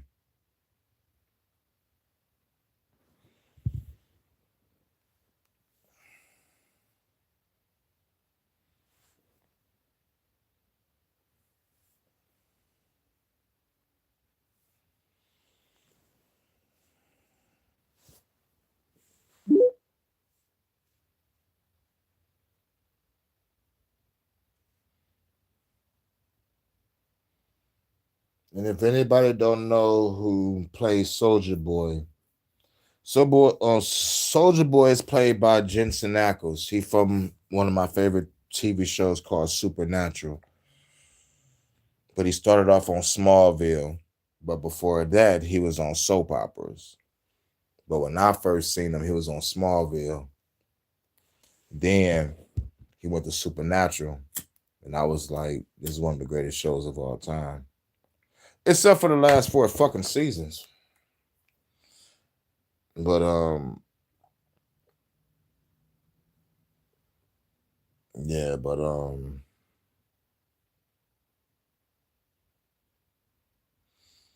trying to type this shit in. This shit fucked up. But yeah, Jensen Ackles. Here's like, I gotta get this out the way. I'm glad that they did Soulja Boy the way they did him in the show. Because in the comic book, he's a fucking fag. Being fucked by Homelander. Jensen Ackles, like, I'm not doing that shit. And the creator of the show, like, I'm not really doing that shit. So yeah.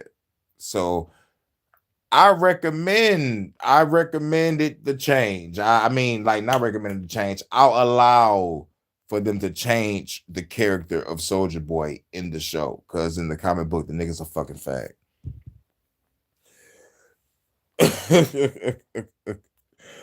But I digress.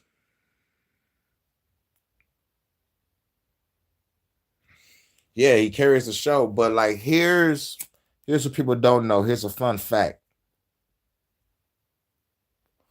Eric Kripke, the man that made the show, The Boys, he made the show Supernatural. First 5 seasons, that's all he said he was doing. 5 seasons. He wrapped it up in to me, a bittersweet, perfect bow.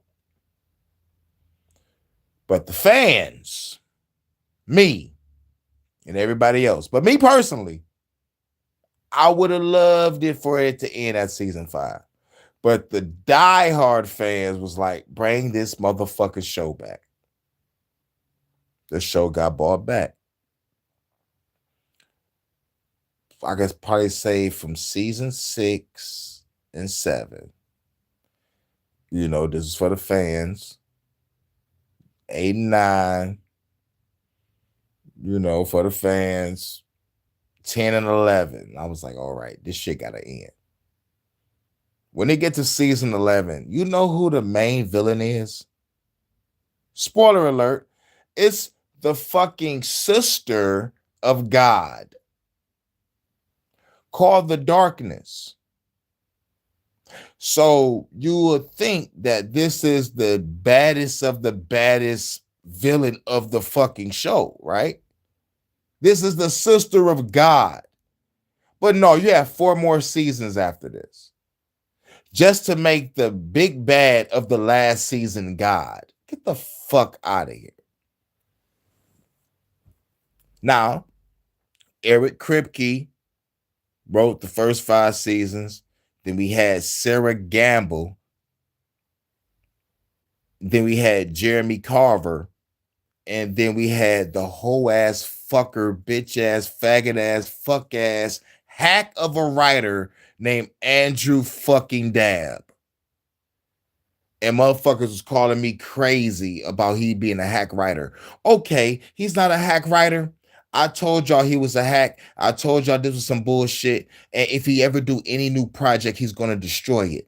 They gave that motherfucker Resident Evil Netflix. I want y'all to watch that. And watch the deterioration of a franchise. But you got to be a fan of the Resident Evil video games. You don't got to be a fan of the Mila Jovovich movies. Mila Jovovich was getting fucked by the director, Paul S. Anderson. He was just happy to just be fucking a bitch. Be like, I'm going to give you this role, bitch, for like 6 movies. And turned the Resident Evil characters that's supposed to be iconic into side characters. We're going to make this shit about Alice. Who the fuck is Alice? But I give Paul S. Anderson the benefit of the doubt. I love the first 2 movies because I'm a fan of Resident Evil. It's simple as that. But y'all kept on going like it's the fucking Fast and Furious franchise, and the Fast and Furious is like, what the fuck? But I digress. You said Soulja Boy.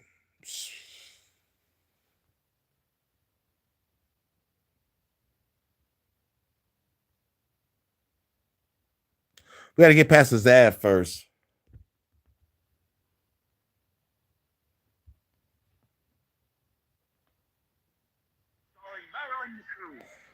What the fuck? I thought, wait a minute. The Bluetooth device is connected successfully. What's the name of it again? It said Rapture. Because,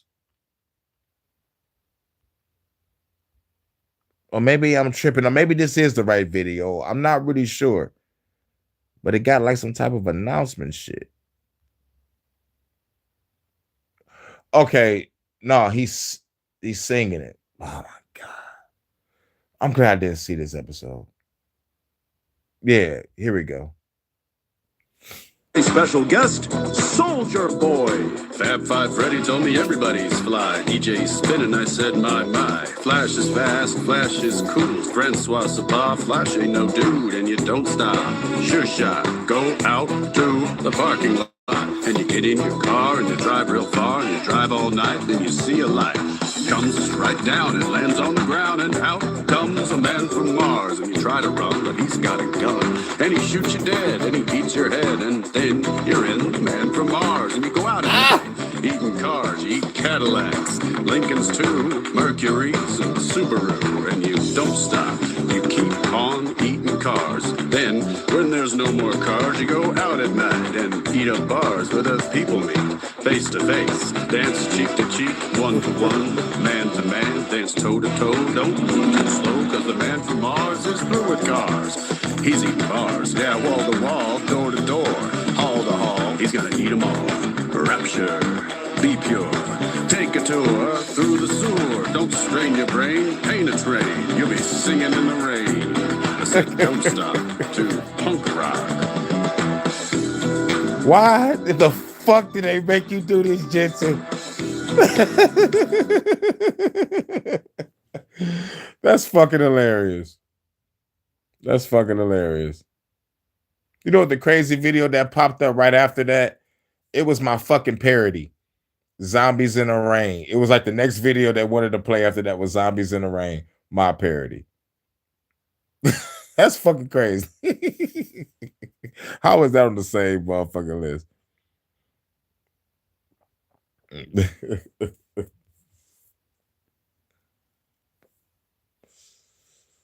How was that on the fucking list? But shout out to everybody in the chat. It's 9:05 in the UK, 3:05 in Chicago, 1:05 in California, 4:05 in Georgia, 4:05 in Jersey, 4:05 in my city of Detroit. And we're about to get up out of here. Much love to my goddess Vanta, my UK correspondent, my goddess of the USS Hurricane, Hurrideck 3. And you already know what it is. Shout out to everybody in the chat. Amber Lance, Live and Learn, Big Dog Philly, OG. I think I saw Mark. Yep, Mark. And I think that's it. And shout out to everybody that's going to watch this on the playback. We had 2 hours and 19 minutes. I was supposed to break this shit down to 2 videos.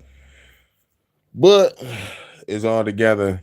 We jammed in, listened to the Wisdom Wednesdays. It was going to be Wisdom Wednesdays and Winging It Wednesdays. And fuck it. Winging It Wisdom Wednesday. Fuck it. I'm going to have to change the title.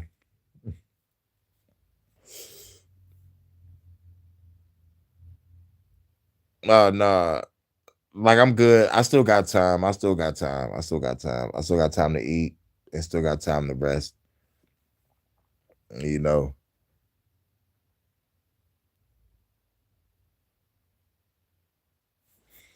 But I don't got no outro for this shit. So shout out to everybody in the chat again. Much love to my goddess Vanta. I can't wait to see what you cook up. Make sure you save me a plate, baby. I'm hungry. And shouts out to everybody in the chat.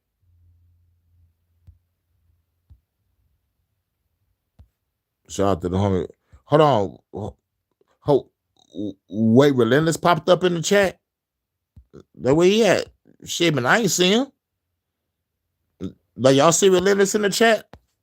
Well, I saw you say Relentless.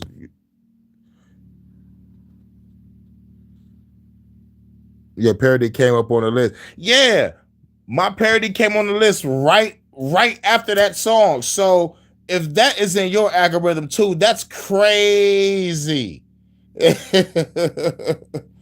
That's fucking crazy. But shout out to Relentless, because I don't see him in the chat though.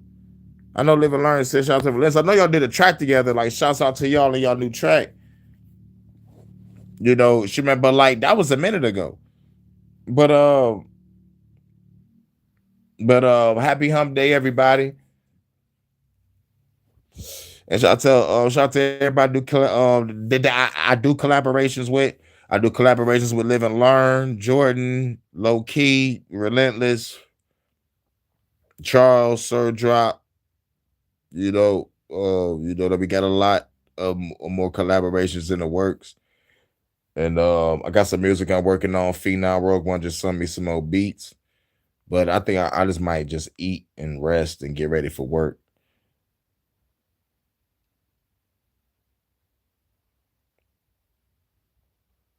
Oh, you were just shouting out to Relentless. Oh, I'm about to be like, like you saw him in the chat and the shit was hidden from me. I'm about to be like, nigga, YouTube ain't shit. They motherfucker hiding people's comments and in the chat and shit. What type of shit is that? And like, y'all see it, but I can't. Because like, bad enough, they kick me out my live. They motherfucking freeze my chat where I have to go to my other phone to be like, okay, y'all still moving. So, and they put these symbols next to y'all comments and shit, talking about automatic translation. Yeah, bullshit. I'm being tracked.